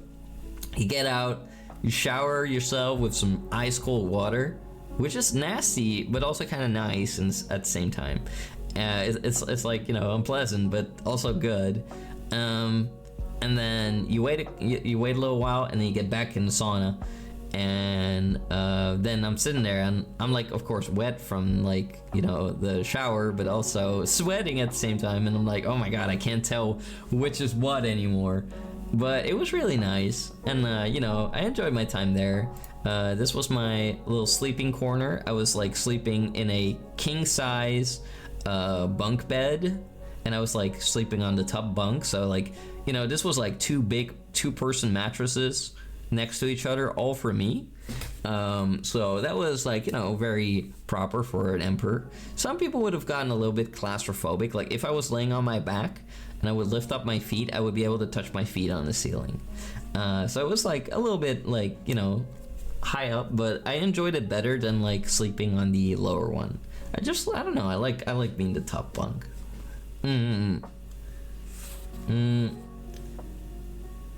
Am I sweating or cold or other way around? Exactly. This must be the king size bed. It is. It was very fancy. You already see like a dent where I've been laying. I already messed the bed up. And after we slept in this log cabin, had some nice food, we visited something that was called, I believe, like the Bear Mountain. So it was like full of like bear statues, and I think there were stories of like bears once like living on that mountain or something. So I did what any logical person would do, and I went into the first cave that I found, and I went in the cave, and it was very dark, obviously, very dark. You could see like all these interesting formations in the wall. This looks like a sad smiley that's screaming.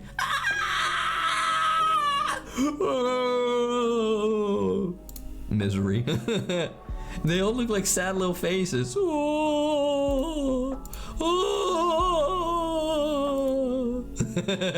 This one's upside down.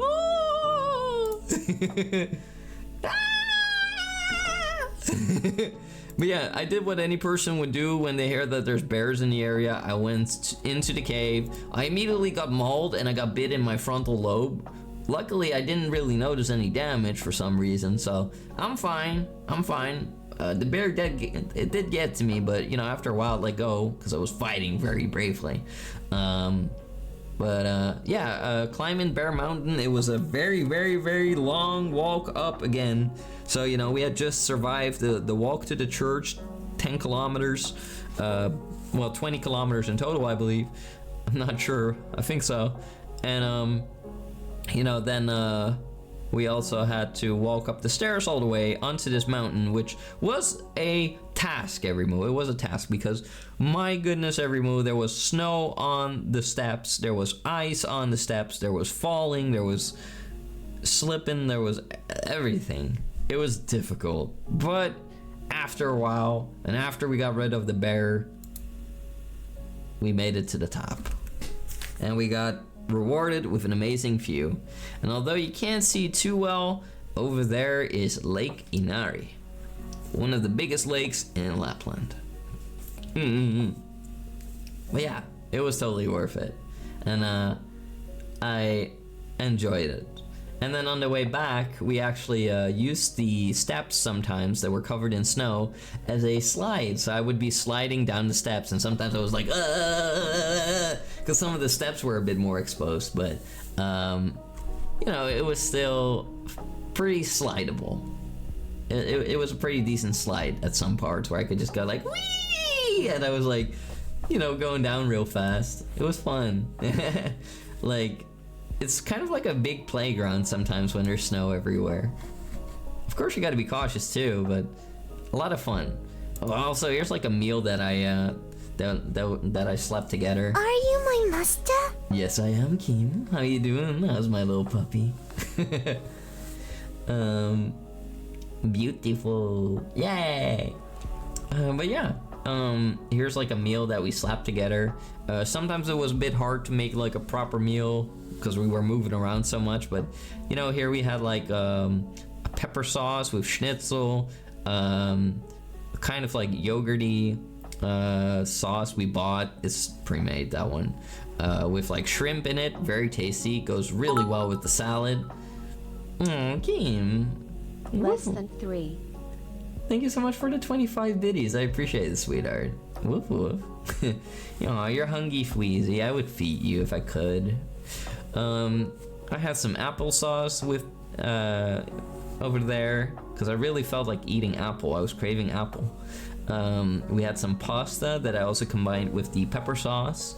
So like, you know, like macaroni type noodles.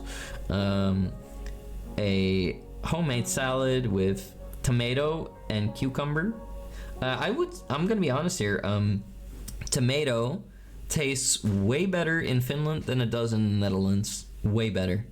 Has some really good taste. Incredible. And the cucumber is also way better. Way better. The apple was delicious. So that made a good meal. It's a kind of a, I don't know, thing I was taught by my human parents to add apple to salads sometimes. Can be nice. Can be nice. Or fruit in general. Some people might find it unusual, and I understand that. But I am fond of it. I do like it. Schnitzel's yummy. My human dad was upset because we forgot to buy a lemon, because lemon juice goes really well with schnitzel. So recommendation, everyone.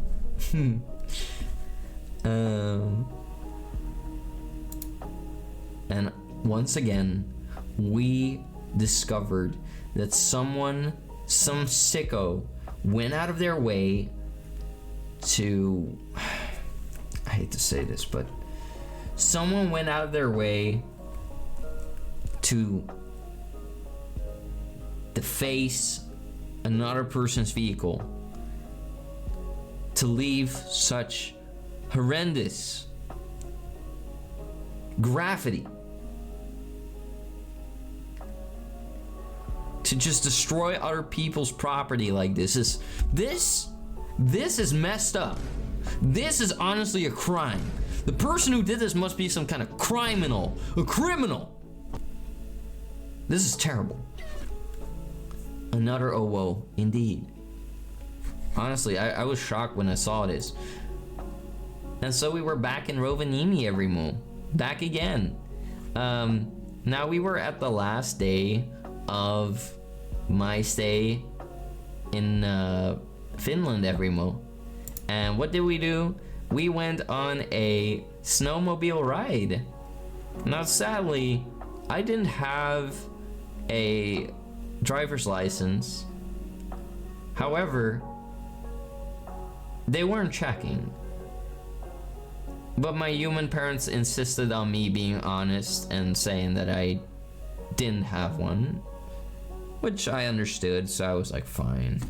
I won't drive one, and I will admit that I don't have one, but after I said that, they just admitted, like, well, you know, we don't narrowly check it that well, but it's good, and we appreciate that you told us. Was it you? No, it was not me. I would never. It's not me, Slomy. Criminal. No. But yeah, I did not end up driving one of these. In the end, it's fine. I had fun, you know, sitting on the back seat, and, you know, being driven around like an emperor should be. But, you know, it would have been fun to at least, like, you know, see what it's like to operate one of those. But, you know, it was still cool. I mean, it's not like there's much to it. Nah. Much to hit. I mean, no, not really. It's more about, like, insurance stuff. And, like, there could be cops, like, you know, checking people's IDs, and then I would have gone to jail. Which they can do because I'm an emperor, but whatever. I was like, fine. So you lied about the snowmobile license? I did not, I was honest. I told him I didn't have one, and I ended up not being the driver. I sat on the back. I sat on the back seat. I had a French tourist lady that wanted to be my driver, and she drove me around. And she was very kind. And then in the middle of the ride, we had some cookies and a warm Finnish drink, and that was it. That was the snowmobile ride. Oh. Here, there's another angle. We're just going through the forests. It was rough. It was a rough ride for the people that were driving around. I could barely film anything because honestly, every move, I nearly lost my phone. I nearly got flung out of my hands. I was holding on to my phone for dear life, and I put it away pretty quickly because I didn't want to lose it. But yeah, it was not doable to film. I didn't have like a little strap that I could attach to my hand, so I couldn't film it. It went way too fast. There were too many bumps. I was like sitting on the back bouncing sometimes. I was bouncing up and down the entire ride sometimes, because like we would go uphill and then downhill, and the downhill would really just like bounce the entire snowmobile a couple times. There were also a couple times that I almost thought that we were gonna flip on our side. Not gonna lie. Boing boing. There was a lot of boing boing. But there was also one time where I thought like, oh my god, we're nearly tipping the freaking snowmobile over. And that would be bad because that thing is heavy. You don't want that landing on your legs. But in the end, we ended up being okay. But it definitely was very cool. It was cool to see a lake. It was cool to drive around. It was a nice experience. I was bouncing up and down the entire ride. Don't quote that! Macayaro. And also we found another person defacing another car with these sick little ooh faces. It's truly sickening. Truly sickening. Bouncing on pingus. What the hell? No. Well, before we end the trip, I told all of you about, you know, how I wanted to go on a picture with Santa Claus, and well, you know, I wasn't gonna pay $35 for that, and I was really thinking like, what am I gonna do, you know, like, maybe I'll like, you know, meet up with Santa and like take a picture for all of you anyway, because it's kind of like part of the deal, and some tankies were asking me for it, like, oh, did you get a picture with Santa? And I'm like, no. So I was really like thinking about that hard, and then just like how the Northern Lights came to me, so did Santa Claus come to me. And there he was. I ran into him in the mall as he was probably going on a bathroom break, because he was returning to his little lodge in the middle of Rovaniemi. And in his little lodge in the middle of Rovaniemi, Santa Claus had a tax. He would ask people not to pay $35 like in Santa's village. No, in the city of Rimu, Santa Claus asked $40. $40 freaking dollars! That's insane. It was even more pricey in Rovaniemi Center than it was in Santa's own freaking village. That is crazy. That is outrageous. But just because I caught him off guard as he was going from the mall to his little shack, because he probably had to do a pee-pee poo-poo, I got to take a picture with him. And he does not look super happy. He wanted to go back as quick as possible, but he was like, you know what, fine. So I guess he had a little bit of a Christmas spirit in him after all. Yeah, $40. It's crazy. It's a long beard though. Well, yeah, we did get to take a picture in the end. So in the end, the Emperor always wins. Yeah. And so, Everymoo, we went on our flight back. And it was, of course, a gorgeous sight to see all the city lights. I think around this time I was either in Amsterdam or Vienna. I think it's Amsterdam, to be honest. But thus concludes my Finland trip, Everymoo. You know, going back to Vienna, then going back to Amsterdam, and then the whole trip back to Fort Tengu. It was a beautiful ride. It was a magical experience. Finland is a very magical place, especially in its wild, untamed nature parts. Gorgeous. Really liked Sapmi, or Lapland. Really liked the people. People were nice, people were helpful, people were generous. The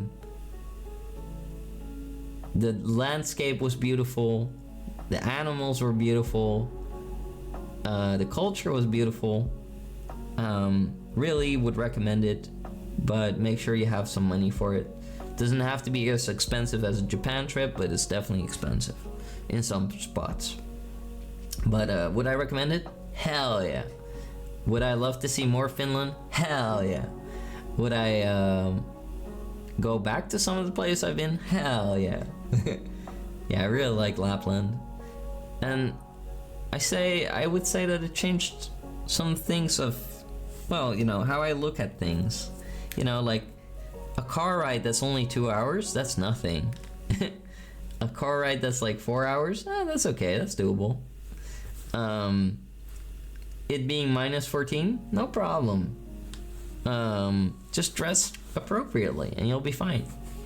It being minus 16 or 18, just dress appropriately.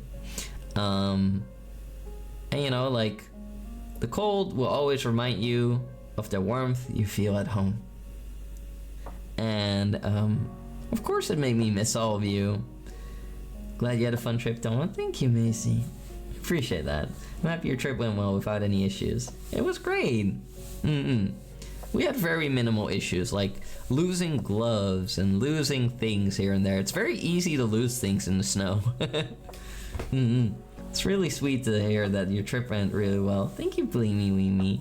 I appreciate that. Yeah, it was a great time. Finland has a lot of magic. Finland has a lot of magic. The Northern Lights are absolutely stunning and beautiful. And in general, the whole area just feels fantastic. It felt like there's a lot of freedom there. I would love to build a big castle there. I would love that. If we get enough funds, I'll build a big castle there in Finland, in Lapland. Oh, that would be so cool. And like, what if we could hear the wolves howling from the castle walls? That would be so cool. And seeing reindeer walk by. Oh, that would be awesome. And like, having all the cozy campfires in the castle. Oh, that would be great. Again, glad you liked our beautiful country. I loved it. I really understand why why Finnish people are so fond of Finland. I really understand now.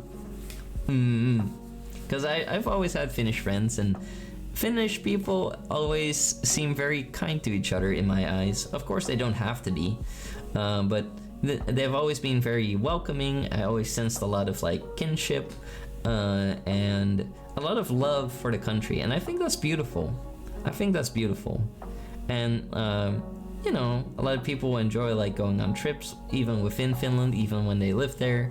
You know, I believe, I thought about this a lot too. I think that Lapland would be really beautiful in the summer as well, even if there would be a lot of mosquitoes. But like, you can just see like how there's boats laying ready for when there's summertime. There's like, I don't know, a lot of opportunity for people to do things there in the summer, especially water related. I think that, I don't know, I think it's a very fascinating place. And, well, maybe thoughts on that vary, but, you know, some people get kind of sad when it's dark really quickly and when there's, you know, a lot of snow and cold and stuff, and they will reach for the bottle, right? It's kind of maybe a sad topic, but, you know, you can see that in some countries quite prominently because people get sad and stuff. And I kind of didn't understand that whilst I was there because I thought it was so gorgeous. And like, sure, it might be rough living out there, but most people that I saw were actually very happy. They were very happy and enjoying living there. So simultaneously, I didn't quite understand why some people would do that.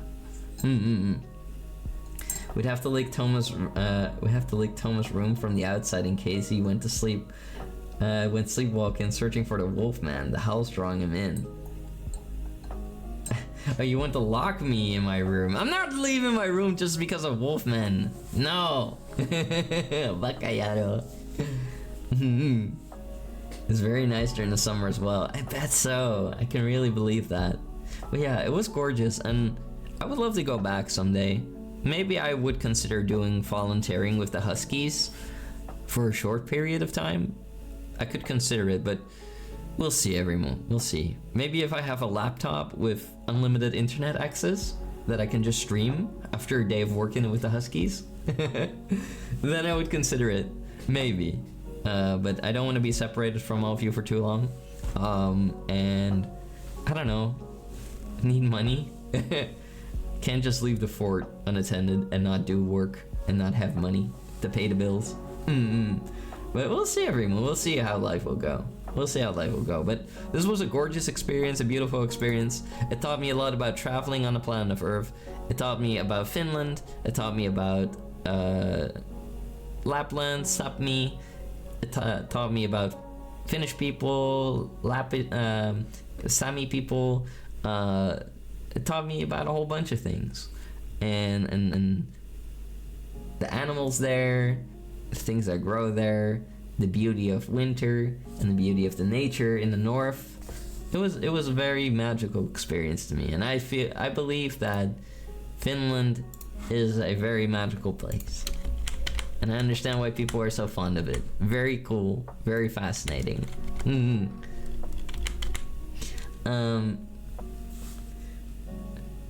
I think you would lock your door for you and Wolfman for some alone time. Ayo! No! Wrong! No. Thing is, I think I'm gonna lock some of you up. That's what I'm gonna do. Now, everyone, we are going to take a break here for today, and we're gonna go on a raid. I hope all of you snuggling together for warmth. Hey, look, that is like vital, okay? In the cold, it's okay. It's vital. Shut up. Anyway, we're gonna look at who we can raid, everyone. I hope all of you enjoyed my rambling about my Finland trip and everything I showed you tonight. Hope you like my slideshow bit. I spent a little time trying to accumulate a lot of pictures. I'm sure your vitals will be elevated. What did you mean by that? What did you mean by that? What the hell? Oh, I see it's somebody's birthday, yeah. Let's see, everyone. Yeah, I wanna go support Hiyori on her birthday. Let's do it. Let's do it, everyone.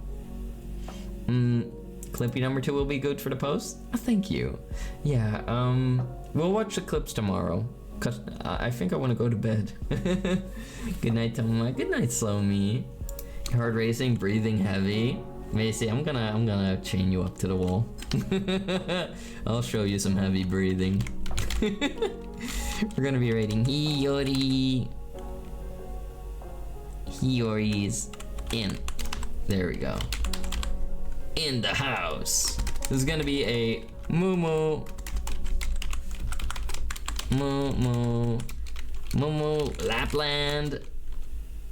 Lapland.